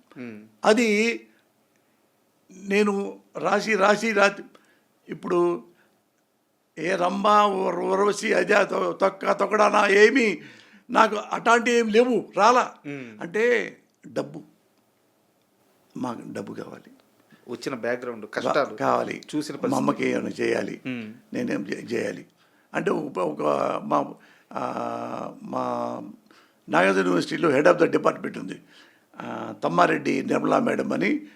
ఆమెకు నేనంటే ఇష్టం. ఏది మంచివాడు పోసాని కృష్ణమురళి, పాపం పిల్లవాడు బాగా చదువుకోవాలి అనుకుంటూ ఉండేదంట. అప్పుడు నాకు ఫస్ట్ ఫిల్మ్లో పెద్ద హిట్ అయిపోయి అందరు పేపర్లు గొప్పగా రాశారు. ఈయన మొత్తం ఆ పేజీ పో పేజీ అంటే ఆమె ఇప్పుడు సెటిల్ అయిపోయాడు కావాలా, అయిపోయింది అని ఏమంటే అన్నపూర్ణ స్టూడియోకి ఫోన్ చేసింది ఆమె. ఆమెకే ఇచ్చారో నాకు తెలియదు. నేను అప్పటికే ఒక్క సినిమా అవ్వగానే 14-15 సినిమాలు చేతులు నిండా ఉన్నాయి, ఏం చేయాలి తెలియట్లా. అయినా రాత టక రాసుకుంటే వెళ్ళిపోతా, ఈజీ కొట్టేస్తా ఒక సినిమాని. ఎప్పటికీ అమ్మో ఇన్ని ఉండే ఎట్ట లేదు, ఎన్ని వస్తే అని చేస్తా. ఇంకా గట్టిగా చెప్పదలుచుకుంటే 1 డే సినిమా మొత్తం రాస్తా. 1 డే సినిమా మొత్తం రాస్తా. అంత కెపాసిటీ రైటింగ్లో ఉంది. అది వెళ్ళిపోతా. రాము గారే నన్ను అడుగుతా, రాము నన్నే చెప్పింది రికమెండేషన్ అందరికీ, పోసాని కృష్ణమురళి అతను చాలా బాగా రాస్తాడు, అతను పెట్టుకోండి అనేవాడు ఆర్జీవి గారు. ఎందుకంటే నేను బాయ్గా ఉన్నప్పుడే శివ సినిమా పెద్ద హిట్ అయిన తర్వాత 2వ సినిమాకి రామ్ గోపాల్ ఎంత ఫైరు కనపడ్డ ఎవరు అపాయింట్మెంట్ కూడా ఇవ్వడు. ఎవరో చెప్పారట రామానాయుడు గారు, 2వ సినిమా చేస్తున్నావు కదా రామ్ గోపాల్ వర్మ శివ తర్వాత, నీకు కొత్తగా కావాలంటే నా రైటర్స్ అంటే పచ్చోళ్ళ కుర్రోడున్నాడు, ఒకడు చదువుకుంటున్నాడు డాక్టరేటు, వాడు నీతులు రాస్తాడు, బూతులు రాస్తాడు, ఏమైనా రాయగలడం. అది పెట్టుకుంటే అవునా చదువు డాక్టరేట్ చేస్తాడా, అవునంటే అతను పిలిపించాడు సార్ అని. పిలిపించడానికి ఎవరెవరు ఉన్నారు, మనీ డైరెక్టర్ నాగేశ్వరరావు, తేజ కెమెరామెన్, వాళ్ళిద్దరు మద్రాసు తిరుగుతున్నారు మీకోసం. నాకేం తెలుస్తుంది, నేను బాయ్ని ఎక్కడో చిన్న చక్రవర్తి మెస్సులో తిని ఆ పక్కెళ్ళి ఈ పక్కెళ్ళి ఆ పాలు ఈ పాలు, ఆ కూరగాయలు ఈ రాయటాలు అన్ని రకాలు ఉండేవి. గురువు గారి ఇంట్లో సపర్యలు కూడా చేసేవాళ్ళు. అవే సంబరాలు రాంబాబు అనుకోండి. అట్లా రెండు మూడు తెలియలా. ఎప్పుడో ఒకసారి వస్తుంటే ఎదురుపడ్డారు. ఏమయ్యా నువ్వు ఎక్కడున్నావు ఏంటంటే అన్నది వస్తున్నారు అంటే ఎవరండి మీరంటే నేను రామ్ గోపాల్ తెలుసు అంటే తెలుసు శివ డైరెక్టర్ కదా అన్న. ఆయన నిన్ను 2 సినిమాకి రైటర్గా మిమ్మల్ని రమ్మంటాను మిమ్మల్ని పెట్టుకుంటారని అంటే ఒకసారి లోపల సంతోషపడ్డాను. అది నేను చదువుకుంటున్నానండి పర్చువల్ దగ్గర చదువుకోవటం ఏంటయ్యా ఆయన చెప్తే నువ్వు వెంబడే రైటర్ అయిపోతావు నువ్వు రా అంటాడు. అంటే నేను అంటే ఆయన చెప్పారు కదా నేను వెళ్తాలేండి అండి ఎప్పుడు పలానప్పుడు రారా అక్కడే మద్రాసులోనే అన్నపూర్ణ ఆఫీస్ ఉంది అన్నపూర్ణ స్టూడియో వాళ్ళది అక్కడ ఉంటాడు 9:30 10 అంటే నేను పొద్దున్నే మన అక్కడ అగస్త్యార్ కోయిల్ అని ఉంటుంది ఆ గుడికి దండం పెట్టి వెళ్తా ఆ దండం పెట్టుకొని పొద్దున్నే స్నానం చేసి వెళ్తా కదా వెళ్ళి ఆయన దగ్గరికి వెళ్తే అట్లా కూర్చొని చెప్పి నమస్కారం సార్ అంటే మీరే పోస్తాను కృష్ణమురళి అంటే కూర్చోండి అని అంటాడు. మీ గురించి చెప్పారు రామానాయుడు గారు సురేష్ బాబు వీళ్ళందరూ చెప్పారు మీరు బాగా చేస్తారంట. అదే అసిస్టెంట్గా ఉన్నాను సార్ అన్న. అదే మన సినిమా చేద్దాం మురళి గారు అన్నట్టు అంటే నేను సినిమా చేయరని చెప్పడానికి వచ్చాను సార్ అన్న. అదేంటిది అన్నాడు. అంటే నేను చదువుకుంటున్నాను సార్ యూనివర్సిటీలో డాక్టరేట్ చేస్తున్నాను వాళ్ళ దగ్గర అసిస్టెంట్ పని చేస్తున్నాను. I need let me take some time sir I need some more experience from pursuit weathers అందుకని ఏమద్దు క్షమించండి సార్ అన్న. భలే కూర్చోమరండి అన్నాడు. కూర్చోబెట్టు అంటే స్క్రీన్ ప్లే గురించి ఇంకోటి 2-3 అడిగాడు. అడిగితే చెప్పే నాకు తెలిసి బాగుంది మురళి నువ్వు ఇప్పుడు చెప్పావు కాబట్టి సరే వెళ్ళు నువ్వు ఎప్పుడు సినిమా చేయదలుచుకుంటే నా దగ్గరికి రా మనం కలిపి చేద్దాం. ఇదంతా ఇంత బిజీగా ఉన్నారు కాబట్టి లైఫ్లోకి పక్క నుంచి అమ్మాయిలు రాలేదు. అది కాదు ఛాన్స్ లేదు ఛాన్స్ గోల్ లేదు. అయితే ఇందాక మనం మాట్లాడితే ఒకటి మిస్ అయిపోయింది.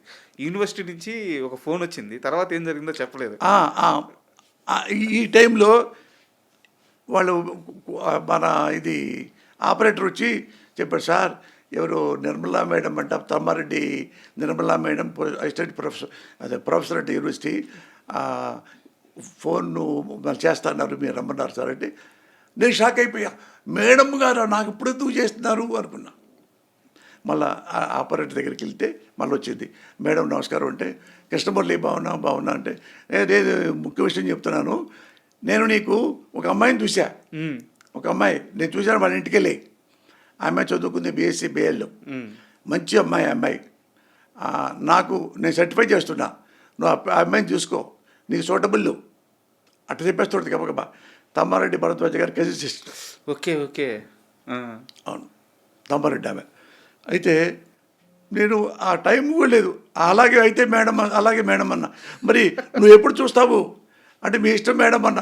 ఆయన ప్రొఫెసర్ కదా అప్పట్లో మాట్లాడలేను అట్లా మాట్లాడేవాడిని కాదు. ఆయన వాళ్ళంటే నేనంటే ఇష్టం తల్లితో సమానం ఆమె.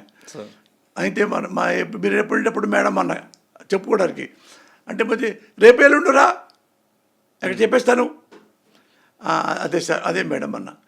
అంటే రేపు వెళ్ళలేకపోయా ఇంకో రేపు వెళ్ళలేకపోయా అంటే నేను చెప్పి మేడం కొంచెం అదైపోయింది ఎల్లుండి వస్తాను మేడం అన్న.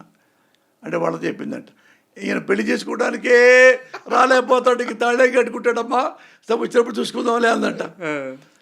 అంటే అది నాకు చెప్పింది మేడము. అంటే అది రాసుకున్నాను మేడం వచ్చేస్తాను మేడం అని. ఆడికెళ్ళి నేనే గుంటెళ్ళి వాడు మా మేనల్లుడు కోటాల శివ వాడు 10th అయిపోయి ఇంటర్ వచ్చేది అనుకుంటా. ఒరే పెళ్లి చూపులకు వచ్చాడు రా నువ్వు కూడా రా చూడు నువ్వు కూడా అంటే వాడు బూట్లు కొట్టి పెట్టాను. ఓకే లంచం బూట్ల రావడానికి అంటే నా మేనల్లుడు కదా మేనమామ కొడుకు. వెళ్తే వాడు చూసుకుని పడాను ఎట్టొద్దు రాయమే అంటే బాగుంది మావయ్య అక్క బాగుంది బాగా చేసుకోవచ్చు బాగుంది మావయ్య అన్నాడు. చిన్నోడు వాడు 16 ఏళ్ళు తెలుసు పిల్లలు తెలుసుగా అంటే మాట్లాడి బేదరు పెళ్ళి తిరిగింది. ఆ కట్నాలు ఏవీ తెలియవు మనకు. నాకు అవన్నీ పడుచుకునేవాడు కదా ఎప్పుడు నాకు నచ్చింది నేను నచ్చాను ఇంక ఇష్యూ లేవు ఇంక ఇష్యూ ఏముంది అంతే కదా. సో అంత బిజీగా ఉన్నారు. అయితే ఇందాక మనం శ్రీకాంత్ గారి గురించి మాట్లాడుకుంటూ కాస్త బ్రేక్ పడింది. ఇది ఇంగ్లీష్ పిల్లం ఈస్ట్ గోదావరి మొగుడు సినిమా రిలీజ్ అయిన తర్వాత పెద్ద హిట్ అయింది. కాకపోతే ఆ సినిమాలో మహిళా సంఘాలతో కొన్ని డైలాగులు రాశారు మీరు.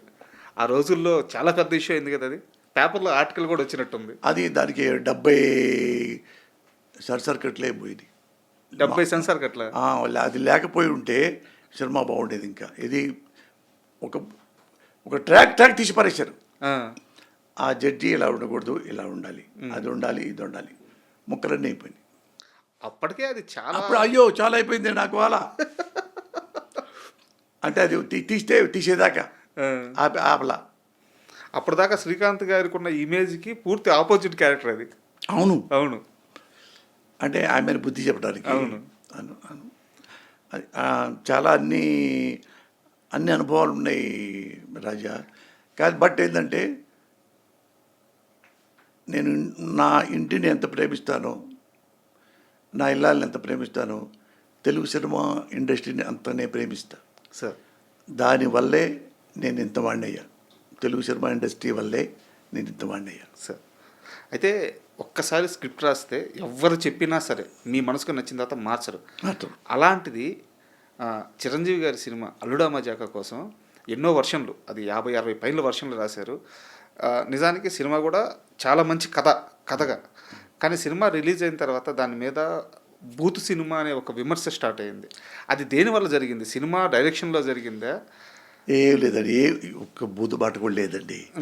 ఇప్పుడు కొన్ని ఇప్పుడు మీరు అన్నారే పోసాన్ని తిట్టారని, అలాంటిది అది కూడా అంతే. ఇప్పుడు అది అన్ని వెర్షన్లు రాయలా, డైలాగ్ వెర్షన్ 2నే రాశా, 2నే. అంటే వేరే వాళ్ళు రకరకాలు రాస్తుంటారు కదా, ఇది వేరే కథ. అవునవునవును. నా కథ చెప్పగానే ఓకే భలే ఉంది కథ, బాగా గమ్మత్తు, గిమ్మిక్స్ అన్ని బాగున్నాయి. స్టార్టింగ్ గుడి దగ్గర ఫస్ట్ షాట్ చిరంజీవి గారు ఎంట్రీ, ఊరి జనాలందరూ రావడం, చేతికి సంఖ్యలు ఉండడం, అదిరిపోద్ది ఫస్ట్ షాటే అసలు. అక్కడ ఏం చేశారంటే అప్పుడులో అంటే ఏదో రకరకాలుగా వాళ్ళ భావాలు ఉంటాయి. అక్కడ ఏమన్నా కానీ వసే అని మాట కూడా మాట్లాడాలి చిరంజీవి గారు. అసలు అందులో బూతు మాటలు ఇవ్వండి, మాటలుగా లేవు, 99% లేవు. వల్గారిటీ కూడా ఏం లేదు. అన్నీ గిమ్మిక్స్, కామెడీ, అత్తకి బుద్ధి చెప్పడానికి, భార్యకి బుద్ధి చెప్పడానికి కథ, మన చెల్లెలు కాపురం నిలబెట్టుకోవడానికి పడే పాటలు, అది తప్ప ఏమండి జనాలు పిచ్చోళ్ళ ఒక ముక్క 2 ముక్కలో ఏది ఉంటే లేదు, నా దృష్టిలో లేదు. ఉంటే సినిమా ఆడిద్దా? సినిమా సబ్జెక్ట్ ఉండాలి. ఈ సబ్జెక్టు సూపర్ హిట్. లేడీస్కి స్పెషల్ హాల్ పెట్టారండి. ఇంకేం చెప్పండి మీరు. ఆడవాళ్ళు లేడీస్ బూతులు ఇంటి చూస్తారా? చూడరు. సపరేట్ ప్రత్యేక స్త్రీలకి ఈరోజు ఈ ఆట ఇస్తున్నాము అని ఉన్నాయి సార్ అని వచ్చే షాక్ అయిపోతే స్ట్రైట్ 100 రోజులు అది ఎట్టిస్తారు. అది చిరంజీవి గారు అంటే ఇప్పుడు ఎట్టుందంటే చిన్నది ఇట్ట చల్లిద్ది అనుకో, ఒక దాన్ని చల్లేదాన్ని నీళ్ళని దాన్ని యాసిడ్ ఎట్ట అవుతుంది కదా, అది అప్సెట్. ఇప్పుడు చెప్తాను, మీ కమిటీ చెబుతున్నా, అందులో వల్గారిటీ అసలు ఏమీ లేదు. అంటే చిరంజీవి గారు అంటే తెల్ల చొక్కా అండి, ఒక్క చిరా చొక్క పడింది అనుకో అది మరక అంటారు. అది అంతే చెప్పాలి కరెక్ట్గా చెప్పాలి. లేదా ఎంత పెద్ద హిట్ అయితే దీనివల్ల వాళ్ళు వీళ్ళు మాట్లాడతారు కదా. నన్ను అన్నారు ఇది ఓ మీటింగ్లో, చిరంజీవి గారి కోపం ఉంది అంటే సార్ ఎప్పటికైనా పోసాని చెప్తాడేవలే చూద్దాం అని ఫీలింగ్ కదా. ఇంత పెద్ద హిట్ సినిమా పెట్టుకొని అందరూ వల్గర్ ఉంది అంటే అంత అన్యాయం అనుకుంటే ఇందులో మీటింగ్ పెట్టారు మన సారథి స్టూడియోలో. ఏదో వెళ్తే దానికి యాంకర్ ఎవరు? మురళీమోహన్ గారు, కృష్ణారెడ్డి గారు కూడా ఉన్నాడు, కృష్ణారెడ్డి గారు, వేరే జర్నలిస్టులు మొత్తం ఉంటే ఏమండి సమాజము ఇది సినిమాల్లో ఇట్లా ఇంత సినిమా పెద్ద హీరో కూడా ఇది చేస్తున్నారు అని జర్నలిస్టులు వాళ్ళు ఒకళ్ళు మాట్లాడారు. నన్ను అడిగారు, ఆ, ఏమండి సినిమా మీరు ఆడాళ్ళు గీడాళ్ళు మొత్తం వచ్చి ఉన్నారు. ఆ, ఎవరైనా అంటే జర్నలిస్టులు లేచి ఏమండి ఎప్పుడన్నా అన్నం లేదనుకో సద్దన్నం కూడా తింటారు గతి లేక. అలాగే ఏ సినిమా లేక ఈ సినిమాలో అదే అన్నట్టు ఏదో మాట మాట్లాడాడు. ఓకే. అటు మాడితే నేను అన్నాను, ఏమయ్యా ఆ సినిమా కాదు వేరే సినిమాలు లేవా? ఎందుకు ఆడింది సినిమా 100 డేస్ మీరు చెప్పండి. ఎందుకనంటే ఏమయ్యా రోడ్డు మీద కూరగాయలు ఉంటాయి, కూరగాయల్లో చూసుకుంటారు వంకాయ, ఇది పుచ్చు పక్క తీసుకుంటారు, మంచి వంకాయ తీసుకుంటారు, కొనుక్కుంటూ వెళ్తారు. అలాగే అక్కడ సెంటర్లో 10 సినిమా థియేటర్లు ఉన్నాయి. ఏ సినిమాల్లో మంచి సినిమా ఉంది అనుకుంటే వాళ్ళు ఆ సినిమాకి వెళ్తారు. మరి ఆడాడొద్దు అనుకోబట్టే కదా అరుణ మంచిగా ఉందని గతి లేక సినిమా చూశారు అని చెప్తారేంటి? వంకాయే ఇంత పురుగుంటి తీసి పక్కన పడేస్తారు, సినిమా ఎందుకు చూస్తారు అని ఎగ్జాంపుల్ చెప్పిన తర్వాత మురళీమోహన్ వాళ్ళు ఉంటే నేను ఇది ఈనాడులో కూడా ఇట్లేదు ఉందండి, ఇందులో వల్గారిటీ లేదు. మౌన పోరాటం సినిమా ఉంది కదా, రామోజీరావు గారి సినిమా, అది పేరు చెప్పా, రామోజీరావు గారి సినిమా. రామోజీరావు గారు వాళ్ళు కూడా చూతి తెలుసుద్ది. అందులో మౌన పోరాటంలో ఒక రైలు పెట్టిలో ఒక అమ్మాయి ఎక్కింది, ఆ పెట్టిలోనే హీరో ఉన్నాడు, అదే హీరోయిన్ ఉంటే పైనుండి అది ఆమె తేనె తిట్టుంది, తొట్టెలోంచి తేనె హీరోయిన్ వీపు మీద, గిరిజన అమ్మాయి వీపు మీద పడుతుంటే హీరోయిను నేలకి చాపి ఆమె మీద అని నాకి తేనె నోతిలో పెట్టుకుంటున్నాడు. అది తెలియలేదు రామోజీరావు గారికి. అది వల్గారిటీ కదా, అట్లా నాకుతారు ఎవడన్నా? మరి ఆ సినిమాలో మరి ఉంది కదా సార్ మురళీమోహన్ గారు, మీరు చెప్పండి అది వల్గారిటీ కాదా? ఎవడేం మాట్లాడేది అంటే చెప్పండి అది అంటే నేను ఆ సినిమాలో కూడా నేను స్టేట్గా రాశా అన్న, గప్చిప్ అయిపోయారు. ఇక మరి ఇది సూపర్ హిట్ అన్నారు, దాన్ని ఆడింది. అంత వల్గర్ ఉందే, అంత వల్గరి అల్లు మజాక లేదే. అప్పట్లో వాగింది నేను ఎప్పుడు 30 ఏళ్ళ కిందట, అప్పుడు అలాగే ఇప్పుడు ఇలాగే. ఇంతే. అయితే ఇండస్ట్రీలో నాకు తెలిసినంత వరకు మీరు పనిచేసిన ఆ మొత్తం కాలం కానీ తర్వాత కాలంలో కానీ చిరంజీవి గారిని అమితంగా ప్రేమించారు, మీరు బాగా ఇష్టపడ్డారు. ఆయన స్కిల్స్ కానీ, ఆయన హీరోయిజం కానీ, ఆయన స్టైల్ కానీ చాలా ఇంటర్వ్యూలో చెప్పారు.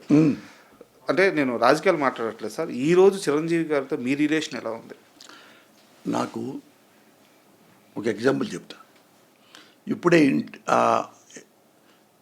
యాడ్లు కట్ చేశా, యాడ్లు సినిమాకి ఇవ్వడానికి కడుతుంటే ఇందులోకి ఏం రచన చెప్పంటారు. ఇప్పుడు టీడీపీ వాళ్ళు, వైసీపీ వాళ్ళు, బీఆర్ఎస్ వాళ్ళు, కాంగ్రెస్ వాళ్ళు,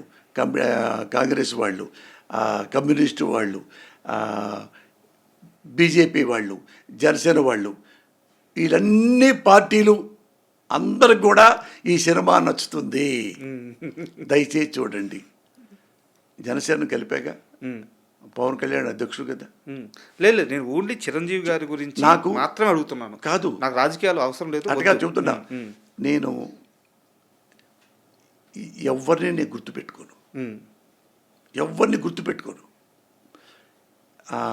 ఎవరిని నాశనాన్ని కోరుకోను. నేను లేదు, ఎప్పుడు అభిప్రాయ భేదాలు ఉన్నప్పుడు దూరంగా ఉంటాం మేలు అనుకుంటాను తప్పితే నేను ఈ నాశనం చేయాలి. ఏమండి, నన్ను తిట్టిన వాళ్ళు కూడా, నా వెనక మీరు చెప్పారే నన్ను వాళ్ళు కూడా, వాళ్ళకి ఒంటి మీద బట్టలు కూడా లేకుంటే బట్టలు కొనిపెట్టానండి. ఇంటి మీద అన్నం తినడానికి బల్లలు కూడా లేకుంటే అంటే నేను తినే డైనింగ్ టేబుల్ వెంటనే తీసుకెళ్ళి వాళ్ళ ఇంటికి ఇచ్చానండి హైదరాబాద్లో. మందుకేది అది నవ్వింది మావిడ, మన కొత్తది పెట్టుకుందా లేబ్బా, అది వంకతో కొత్తది పెడతాం, అది తీసుకుంటారా పెట్టుకోండి. మీ ఇంటి పెట్టుకోండి, ఏమైనా కావాలంటే చెప్పండి, ఇంక ఇస్తా అని చేస్తాను తప్ప వాడిని నాశనం చేయట్రా. సార్ లేదు, అది ఎప్పుడు లేదు సార్. నాకు తెలియని మ్యాటరు రాజా ఇది. అంటే అందుకనే మేము బాగుంటాం. మనసులో ఇష్టం అలాగే ఉంది చిరంజీవి గారి మీద. కాదు, చిరంజీవి గారు నన్ను ఏం చేశారు చెప్పండి ఆయన్ని ద్వేషించడానికి? అంటే నాకు ఒక అభిప్రాయం ఉంటుంది, ఆ అభిప్రాయాన్ని చెప్తాను, అది నచ్చనప్పుడు నేను ద్వేషిగా మారిపోతాను. అది అంతవరకే కానీ అంతవరకు నాకు ఆయన నన్ను ఏం చేశారు పాపం. ఇప్పుడు ఆయన కూడా మాట వస్తే ఇప్పుడు నవ్వుతాడు తప్ప ఆయన ఎవరి ద్వేషాన్ని కోరుకోవడం నాకు తెలుసు సార్. ఎవరి ద్వేషాన్ని నేనే ఏమండి, ఆయన పద్ధతులు అతను ఉంటాయి, నా పద్ధతులు అతను ఉంటాయి. అతని పద్ధతి ఏంటంటే మీరు ఇప్పుడు వెళ్ళండి, ఎవరైనా సరే నువ్వెవరు అండవు, ఎవరు జర్నలిస్ట్ గారు రండి ప్లీజింగ్గా మాట్లాడతాడు తప్ప ఎప్పుడు అవమానించి ఎవరిని ఈ రోజు వరకు పంపించి ఎరగడం సార్ మేము చూసి ఎరగం. క్లీన్గా ఉంటాడు, ఫ్రెండ్లీగా ఉంటాడు. అది దురదృష్టం. అంటే రాజకీయాలంటే నథింగ్ బట్ సర్వీస్. ఈ సర్వీసు ఇందులో పెట్టే డైలాగ్, ఈ సర్వీసు రకరకాలుగా ఉంటాయి. అందుకని కొంతమంది రాజకీయాల్లో ప్రజాసేవ కోసం వస్తున్నారా, వ్యాపారం కోసం వస్తున్నారా అనేది కథ ఇందులో. సార్ సో పెద్ద సబ్జెక్టే తీసుకున్నారు. చిన్న సబ్జెక్టే కానీ చాలా లోతుండే సబ్జెక్ట్ కదా సార్ రాజకీయం అంటే అది ఇంతవరకే ఉంచా. అంటే ఇది తప్పు కదా అన్నట్టుగా ఉంచాను తప్ప ఏ ఒక్క మనిషిని మెన్షన్ చేసి కానీ ఇండైరెక్ట్గా కానీ ఏమి లేవు. క్లీన్ ఆపరేషన్ దుర్యోధనలాగా అది కొంత ఉంటుండి, మిగతా ఎక్కువ ఫ్యామిలీ డ్రామా ఉంటుంది సార్. చాలా మంచి డ్రామా. ఆమె పేరు బొమ్మారెడ్డి అరుణారెడ్డి, రెడ్డి వారి అమ్మాయి, రెడ్డి గారి అమ్మాయి. అలా కథ పెట్టుకున్నా మంచిది. నేను ఎప్పుడు వాళ్ళని బట్టి సినిమా అటు రాయలేదు. మీరు చూడండి సార్, ఇప్పుడు మీరు సినిమా చూడండి, తెలిసిపోయింది మీకు. ఎక్కడ ఒక వల్గరు మాట కానీ, విజువల్గా కానీ, వెర్బల్గా కానీ, ఇంటెన్షన్గా కానీ ఎప్పుడు ఆ సినిమాలో లేదు. ఏం లేదు, క్లియర్గా ఉంటుంది. మనశ్శాంతికి చూస్తే మీకు సినిమా ఇష్టపడతారు. సో ఇప్పుడు సినిమా ఇంత కష్టపడి తీస్తున్నారు కదా సార్, అంటే ఇది ఏంది మీ సెకండ్ ఇన్నింగ్స్ అనుకోవచ్చా? ఎందుకంటే వరుసగా సినిమాలు తీయాలన్న ఆలోచన ఏమన్నా ఉందా? కాదు, సినిమా సంవత్సరానికి ఒకసారి చేసుకుంటూ వెళ్దాం అనుకుంటున్నా. ఓకే. అంటే ఇప్పుడు ఈ చేసేలోపే 4-5 సినిమాలు వచ్చినాయి. అంటే ఆపా, అంటే ఈ సినిమా అయిన తర్వాత చేస్తాలే భయ్యా అని చెప్పా. అంటే వృత్తి చేస్తా, ఏం చేస్తా, ఒక రోజు ఏం చేస్తా, 2 రోజులు ఏం చేస్తా. వచ్చారు, నీ సినిమా చేస్తున్నా కదా, మళ్ళీ డిస్టర్బ్ అవుద్దు అని చెప్పి యాక్టర్గా మిస్ అవుతున్నాం సార్ మిమ్మల్ని. నేను అయ్యో నాకేం తెలుసు, సినిమా తప్ప ఏం తెలియదు రాజా, ఒక సినిమా తప్ప ఏమీ తెలియదు. అంటే చాలామంది ఆర్టిస్టులు ఉన్నారు సార్, చాలా గొప్ప వాళ్ళు ఉన్నారు, నేను కాదని. అయితే ఆ చెంప మీద దెబ్బ పడంగానే యేసునాథ ఇలా అనడం, అవన్నీ అలాంటి చిన్న చిన్న జిమ్మిక్లు, ఆ మ్యాజిక్లు, స్క్రీన్ మీద పోసాని మాత్రమే ఇచ్చే ఎక్స్ప్రెషన్స్ అవి మిస్ అవుతున్నాము. అది అందరూ అంటారు. ఇప్పుడు నార్త్ నేను కాశ్మీర్ కానీ, వెస్ట్ బెంగాల్ కానీ, గుజరాత్ కానీ, మద్రాస్ కానీ ఎవరు వెళ్ళినా అందరినీ రాజాజీ అని పిలుస్తారు. ఇప్పటికి వెస్ట్ బెంగాల్ ఎయిర్పోర్ట్ దిగితే అందరూ రాజాజీ అనేవాడు. కాశ్మీర్ వెళ్తే ముస్లిం, మేము ఇట్ట కట్టుకొని వెళ్తుంటే ఒక నడిచాము, షాపుల పక్క ముస్లిమ్స్ ఎక్కువ కదా, అంటే ఓ రాజాజీ, ఆర్ యూ రాజాజీ? జీవుడు రాజాజీ ఆంకే దేఖా మై పచానా. అట్లా రాజస్థాన్ వెళ్ళాము, షూటింగ్కి వెళ్ళాం కదా, రాజస్థాన్లో కొన్ని వేల మంది. అది అదృష్టం, డబ్బింగ్ ఎక్కువ నాకు పేరు వచ్చింది. ఇక్కడ ఎట్ట పేరు వచ్చిందో ఆ డబ్బింగ్, వాడు నాలాగా డబ్బింగ్ చెప్పాడు వాడు, అది బాగా క్లిక్ అయినాయి అన్నీ, ఆల్మోస్ట్ అన్నీ. సో అందుకే అడుగుతున్నాను. అయితే ఒకటి చెప్పండి సార్, రచయితగా మీరు సంపాదించిన ఆస్తి ఎక్కువ, నేను డబ్బుల గురించే మాట్లాడుతున్నాను. అవును, గౌరవం పేరు కాకుండా ఓన్లీ కమర్షియల్గా డబ్బుల గురించే మాట్లాడుతున్నాను. రచయితగా పోసాని కృష్ణమురళి ఎక్కువ సంపాదించాడా, నటుడుగా ఎక్కువ సంపాదించాడా? నటుడిగా సంపాదించా, 2 సంపాదించా. ఎక్కువ ఏది? ఎక్కువ అంటే ఇదే రానా, ఇది సినిమా రైటర్గానే. అప్పట్లో డబ్బులు ఎక్కువ, అప్పుడు నాకు ఎక్కువ డబ్బులు సంపాదించిన వాడిని. ఎందుకంటే నేను ఫస్ట్ సినిమా పోలీస్ బ్రదర్స్ పెద్ద షీట్ అట్టుకుంటుందంటే మొత్తం ఇండస్ట్రీ మొత్తం ఒకసారి తుఫాన్ అయిపోయింది. అందరూ కూడా రామకృష్ణ అంటే పెద్ద పెద్ద వాళ్ళు కూడా ఫోన్ చేసి, మురళి గారు భలే డైలాగ్స్, మురళి గారు భలే సీల్స్ రాశారు మీరు, ఎవర్ ఇట్లాంటి చూడాల, ఇట్లాంటి మంచి సీల్స్ ఇప్పుడు మేము అంటే కూడా రామకృష్ణ గారు అందరూ. అందుకని అక్కడి నుంచి ఎంత అడిగితే అంత ఇచ్చేవాళ్ళు, ఎంత అడిగితే అంత. 2 రోజులు అయిపోయి సినిమా టక్ కొంచెం రాసుకునేవాడిని, 3వ రోజు చేతికి ఇచ్చేవాడిని. అయితే ఇదే నాకు ఒకటి చెప్పారు సార్, మీకు బాగా సీనియర్ జర్నలిస్టు, మీకు బాగా తెలిసిన వాళ్ళే, పోసాని కృష్ణమురళి పరుచూరి బ్రదర్స్ దగ్గర పనిచేసి బయటకు వచ్చి పరుచూరి బ్రదర్స్ ఆ టైంకి తీసుకుంటున్న అమౌంట్ కంటే ఎక్కువ తీసుకున్నాడు, తర్వాత ఆ రికార్డింగ్ ఎవరికి లేదు అని చెప్పారు. అది వాంటెడ్గా మీరు వాళ్ళకంటే ఎక్కువ కావాలని కూర్చున్నారా, లేకుంటే మీకు ఇండస్ట్రీ ఇచ్చేసిందే? అట్లా కాదు, ఎవరన్నా వాళ్ళకంటే నాకు ఎక్కువ కావాలి, వాళ్ళకంటే తక్కువ కావాలి, ఎవడిస్తాడు? ఎందుకు ఇస్తాడు? స్కిల్ ఉండాలి, దమ్ము ఉండాలి. నా సక్సెస్ని బట్టి ఇటు బాగా రాయగలడు ఒకటే లెక్క. వాళ్ళకి ఏంటంటే ప్రొడ్యూసర్స్కి అప్పుడు డైరెక్టర్స్ కానీ పోసాని ఒకసారి హోటల్లో కూర్చోబెట్టండి, ఇచ్చి వెళ్ళిపోతాడు స్క్రిప్ట్ అనేవాళ్ళు. ఫాస్ట్గా కూర్చుంటాను, రాసేవాడిని. 6 అవరంగానే ఇంటికి వచ్చేవాడిని, మూసేసి లైట్లు పెట్టేవాడు కదా. ఇంట్లో కూర్చొని నేను మావిడే ఉండేవాళ్ళం. నేను అన్నం తిని మళ్ళీ రాసుకుంటా 2:30 దాకా రాసేవాడిని. రాసి మళ్ళా 5:30కి లేచి 5:30, 5:30కి దిండు కారు వెనకేసుకొని పడుకుంటా ఉండేవాడిని. ఆఫీస్కి వెళ్తుండేవాడిని అనమాట. తెల్లారితే 6:15కి 6:15కి నేను కథ చెప్పాలి, వాళ్ళు వెయిట్ చేయాలి తెల్లారిగట్ట. అట్లా 16-17 సినిమాలు శ్రీహరి కూడా టక్కన 5 నెలలు వేసి కూర్చునేవాడు.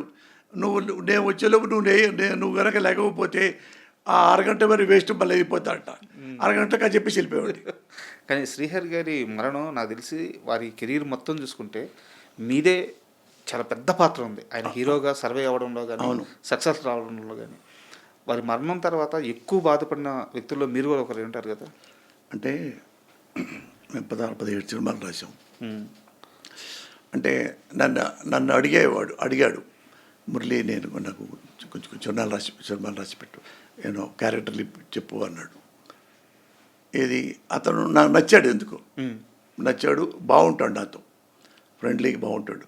అప్పుడు కొత్తగా వచ్చినప్పుడు నేను 10 సినిమాలు రాశానంటే 6-7 సినిమాలు శ్రీహరి పెట్టేవాడిని.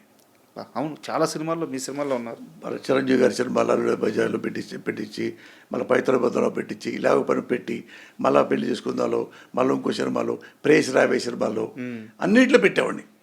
పెట్టిన తర్వాత ఆ హీరో ఇస్తున్నారు మహేంద్ర గారు అంటే అది వాళ్ళు డబ్బులు ఇవ్వలేరు కదా, చిన్నబాయి కదా అంటే, ఏముదే నేను ఆ సబ్జెక్ట్ నేను ఎంత రాయాలో రాసి ఇచ్చేస్తానండి. ఆ చాలా సీన్లు అన్నీ ఇచ్చి ఫ్రీగా ఇచ్చేవాడిని.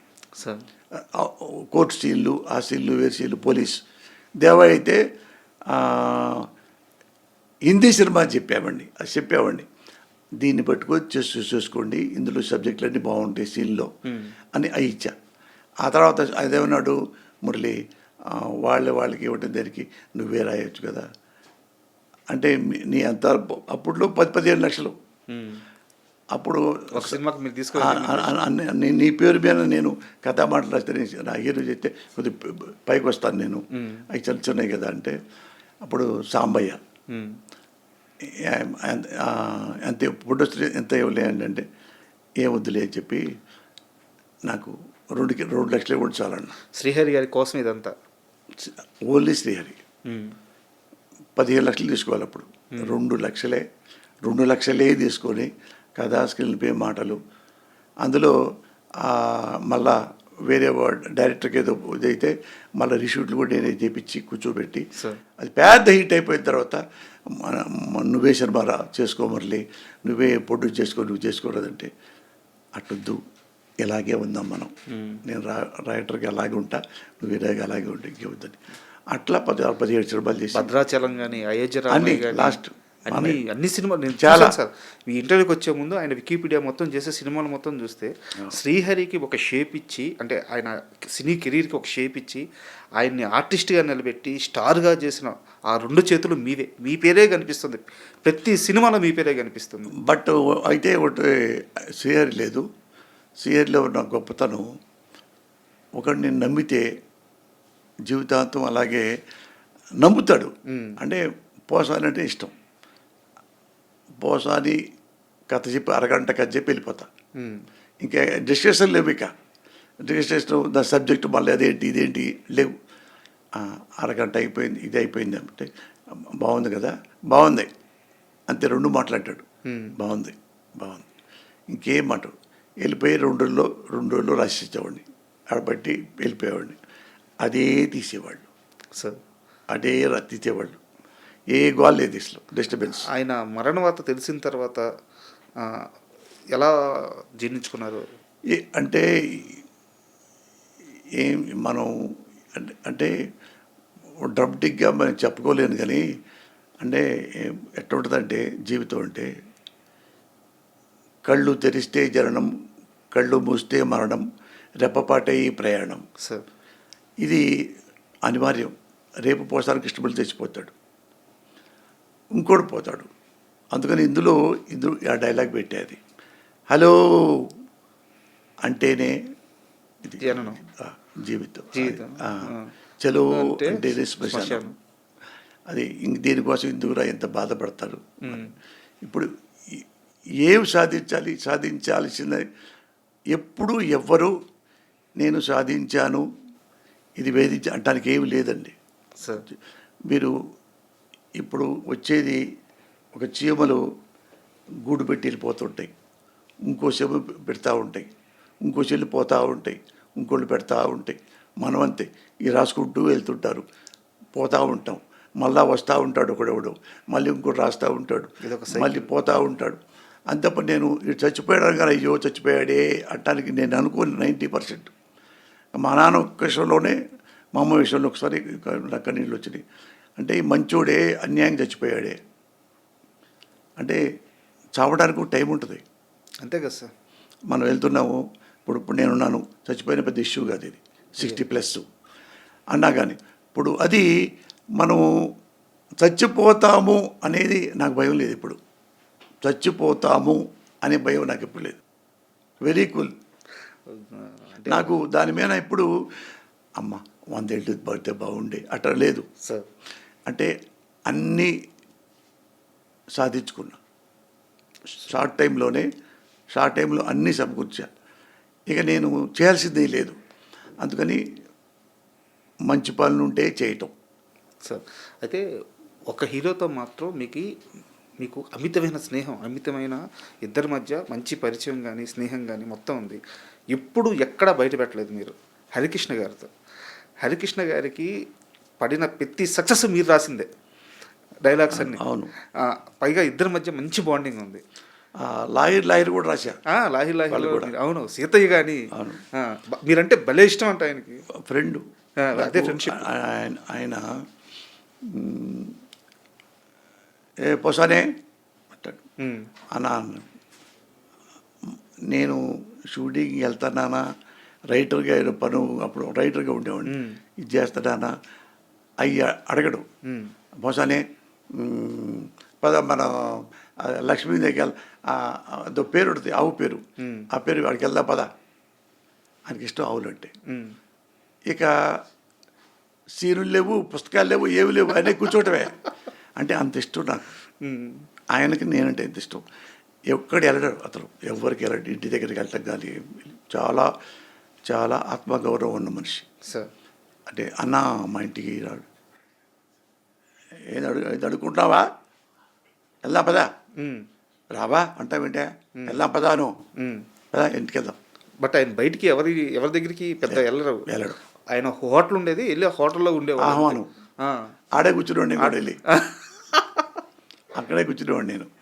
అక్కడ మా ఇంటికి వచ్చి కూర్చొని ఒక అరగంట గంట పైన కూర్చొని టీ తాగి కబుర్లు చెప్పి మా పిల్లలకు కొంచెం నవ్వుకొని మేము ఆడుకొని సంతోషపడతాడు తను. భలే ఇల్లు కట్టావా పోసాని, బాగుంది ఇల్లు, సార్ బాగుంది, ఎప్పుడు సంతోషపడతాడు. ఎన్టీ రామారావు లాగా. ఎన్టీ రామారావు అంతే, ఎవరైనా బాగా సంపాదించుకుంటున్నారంటే ఎన్టీ రామారావు ఇష్టపడతాడు. సార్ ఇష్టపడతాడు. ఇంకేమైనా కావాలా అబ్బాయి నీకు, ఇంకా పైకి రావడానికి, రామారావు అంటాడు. హరికృష్ణ అంతే. ఒక రచయితగా, నటుడిగా ఇంత ప్రయాణం ఉంది కాబట్టి ఇండస్ట్రీలో ఇప్పుడున్న జనరేషన్లో పోసాని కృష్ణమూర్తికి బాగా నచ్చే హీరో అంటే ఎవరు? నటన పరంగా కానీ. రెండు ఉంటాయి. నాకు ఫస్ట్ సూపర్ స్టార్ కృష్ణ గారు అంటే నాకు ఇష్టం. సార్ కృష్ణ గారు లేరు, ఎవరు లేరు. నాకు హీరోల్లో లెజెండు అంటే చిరంజీవి ఇష్టం. సార్ చిరంజీవి ఇప్పటికీ సూపర్ స్టారే, number 1. Frankly artist Rajendra Prasad. Sir ఆర్టిస్టుగా చెప్పాలంటే రాజేంద్ర ప్రసాద్ గారు తెలుసుగా. అయ్యో, నటకిరీటి. నటకిరీటి.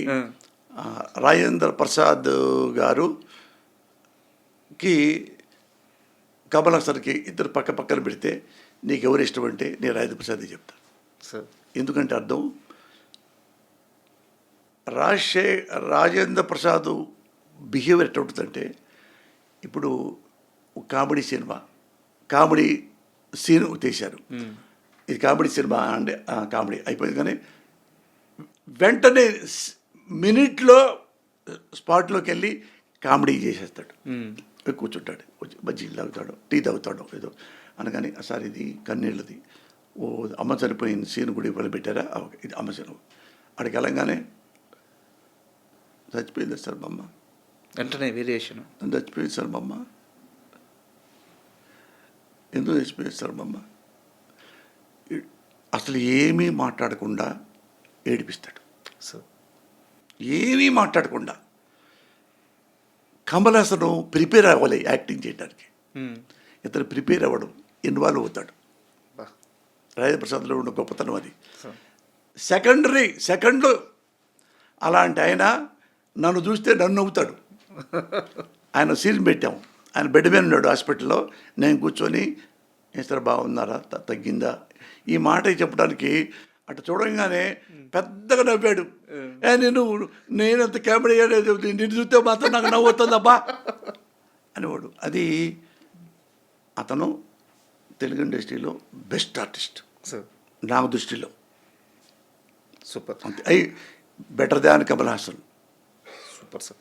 అయితే దీని కంటిన్యూటీ సినిమా ఇండస్ట్రీ గురించే, ఇప్పుడు మీ మేనల్లుడి గురించే, మీ దగ్గర శిష్యరికం చేసి ఈ స్థాయికి ఎదిగి ఇప్పుడు one of the biggest director ఇండస్ట్రీలో బాలయ్య గారితో సినిమా దిగిపోతున్నారు కొట్టాల శివ గారు. సో మీ అల్లుడి ఆ ప్రయాణం, ఆ సక్సెస్ చూస్తున్నప్పుడు, మీ మేనల్లుడి సక్సెస్ చూస్తున్నప్పుడు ఒక మేనమావగా ఏనిపిస్తుంటుంది? ఎందుకంటే మేనమావ అంటే మరో తండ్రి అంటారు. కాదు, ఇప్పుడు హిట్లు ఫ్లాప్ రెండు ఉంటాయి. ఒకటి ఏం చేయాలంటే, హిట్ అయినా ఫ్లాప్ అయినా కూల్గా ప్రయాణం సాగిస్తే సినిమా ఇండస్ట్రీ చివరి దాకా ఉంటాడు. అది చెప్పదలుచుకుంది, ఎందుకంటే ఏం లేదు. ఫ్లాప్ అయిందనుకో ఏడవక్కర్లా, హిట్ అయిందనుకో పొంగి పబ్బులకి వెళ్ళి డ్యాన్స్లు వేసి డక్కటక్క డక్కటక్క డక్కటక్క అని వెళ్ళక్కర్లా.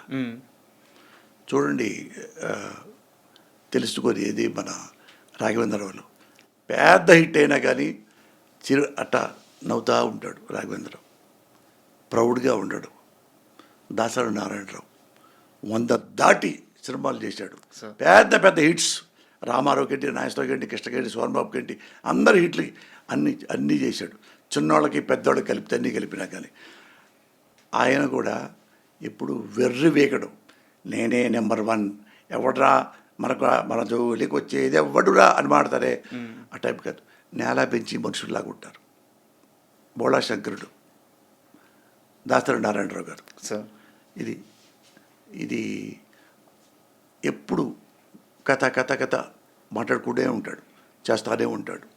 అలాగే రాఘవేంద్ర గారు పెద్ద హిట్ అయినా అలాగే కంగ్రాట్స్ సార్ నవ్వుతుంటాడు, పోయిందనుకో అంటాడు. వీళ్ళు ఎట్లాంటి మనుషులు కాదు. రామానాయుడు ఎవరు కష్టపడి బాగా చేస్తాడో వాడిని ప్రేమిస్తూ ఉంటాడు. ఉమ్. అందుకని రామానాయుడు ఎందుకు నెంబర్ 1 అయ్యాడు, ఇండియాలో నెంబర్ 1 ప్రొడ్యూసర్, ఎందుకంటే కష్టపడతాడు. సార్ కష్టపడతాడు. ఇప్పటికీ చనిపోయేదాకా ఆయనే ట్రాలీ తోస్తాడు. అవసరమైతే తోస్తాడు. ఏమిరా టైం అయిపోతుంది 9 ఉమ్. 9కి బయలుదేరాలి, లైట్లు బర్నింగు, బాయ్ లాగా ఉంటాడు రామానాయుడు గారు. సెట్లో బాయ్ లాగా పనిచేస్తా. అందుకనే వాళ్ళు పెద్దవాళ్ళు అయ్యారు, ఊరికనే వెళ్ళరు. మీ అల్లుడికి ఇది ఇలా నేర్చుకోమని ఇలా ఉండమని చెప్తున్నారు. చెప్పడం కాదు, అది ఆయన ఎలాగో నాకు తెలిసి పోసానికి ఇష్టం వాళ్ళకి జెరాక్స్ ఆయన నాకు తెలిసినంత వరకు. అది ఒకటి మనం చెప్పుకోవటంగా అక్కర్లేదు. ఆ వ్యక్తిత్వం ఉంటే మనం సరిపోయేదాకా సినిమా ఇండస్ట్రీలో ఉంటాం. సార్ అయితే ఇంత ప్రయాణం చేసిన పోసానికి ఇష్టం వాళ్ళకి ఆపరేషన్ అరుణారెడ్డి ఈ నెల 17వ తేదీ రిలీజ్ అయిన తర్వాత కొత్తగా ఏమి ఇవ్వబోతుంది? ఆ సక్సెస్సా, గౌరవమా, డబ్బా, ఏమి ఇవ్వబోతుంది? అంటే ఏమి ఇచ్చినా నాకు ఏడుపు లేదు, నవ్వు లేదు. కాకపోతే ఈ సినిమా చేస్తే కొద్దిగా బాగుండు అని నమ్మకం నాకుంది. అంటే ఇది సింపుల్ స్టోరీ, మీరు చూడాలి. అంటే ఇంత చెప్పడానికి లేదు. అది స్క్రీన్ ప్లే మీద ఆధారపడి రాసుకున్న కథ, మంచి కథ. నేను రాసుకుంది ఇది ఇదివరలాగా ఎమోషనల్స్ మాట ఆ టైప్ కాకుండా సింపుల్గా ఇలాంటి కథ రాద్దాం చానాళ్ళకే సార్ అని నాకు కోరిక. అట్లా రాశా. డిసప్పాయింట్ అవ్వదు అనుకుంటున్నాను. అది చెప్పింది అనుకో, ఒక బాగా సక్సెస్ అయితే కనీసం ఏదో ₹1 కోటి వస్తే ఒక 10 మందికి 20 మందికి గుండె ఆపరేషన్లు చేసడానికి అవకాశం ఉంటుంది. వెయిటింగ్ సార్, ఎందుకంటే ఆపరేషన్ అరుణారెడ్డి అనే సినిమా మీకెంత ప్రత్యేకం మాకు తెలియదు, కానీ మాకు మాత్రం చాలా ప్రత్యేకం, కామన్ ఆడియన్స్కి, మా జర్నలిస్టులకు కానీ. ఎందుకంటే మళ్ళీ మిమ్మల్ని సినిమా ఇండస్ట్రీలోకి లాక్కొచ్చిన సినిమా కొంచెం గ్యాప్ తర్వాత. అవును. సో అందుకని మాకు ఆ సినిమా చాలా ఇంట్రెస్ట్. వెయిట్ చేస్తున్నాం సార్. మీలాంటి మంచి మనిషికి మంచి సక్సెస్ దక్కాలి, మీరు ఇండస్ట్రీలో చాలా యాక్టివ్గా ఉండాలి, అండ్ యాక్టింగ్ కూడా స్టార్ట్ చేయండి sir, please. Thank you very much sir. And for more videos, Please subscribe to iDream. Please subscribe to iDream. Please subscribe iDream. And please subscribe to iDream. For more videos, subscribe to iDream. please like, share and subscribe to the channel. Congratulations, iDream. Subscribe to iDream. Subscribe to iDream. So subscribe to iDream Media. iDream team andarki huge congratulations. Please subscribe iDream Media. Please subscribe to iDream. Subscribe iDream. Please subscribe to iDream. iDream అంటే నా కళల ఛానల్ను subscribe చేసుకున్న నోరు తిరుగుతలేదు, మీరైతే గంట గుర్తు కొట్టండి. For more such videos, please subscribe to iDream.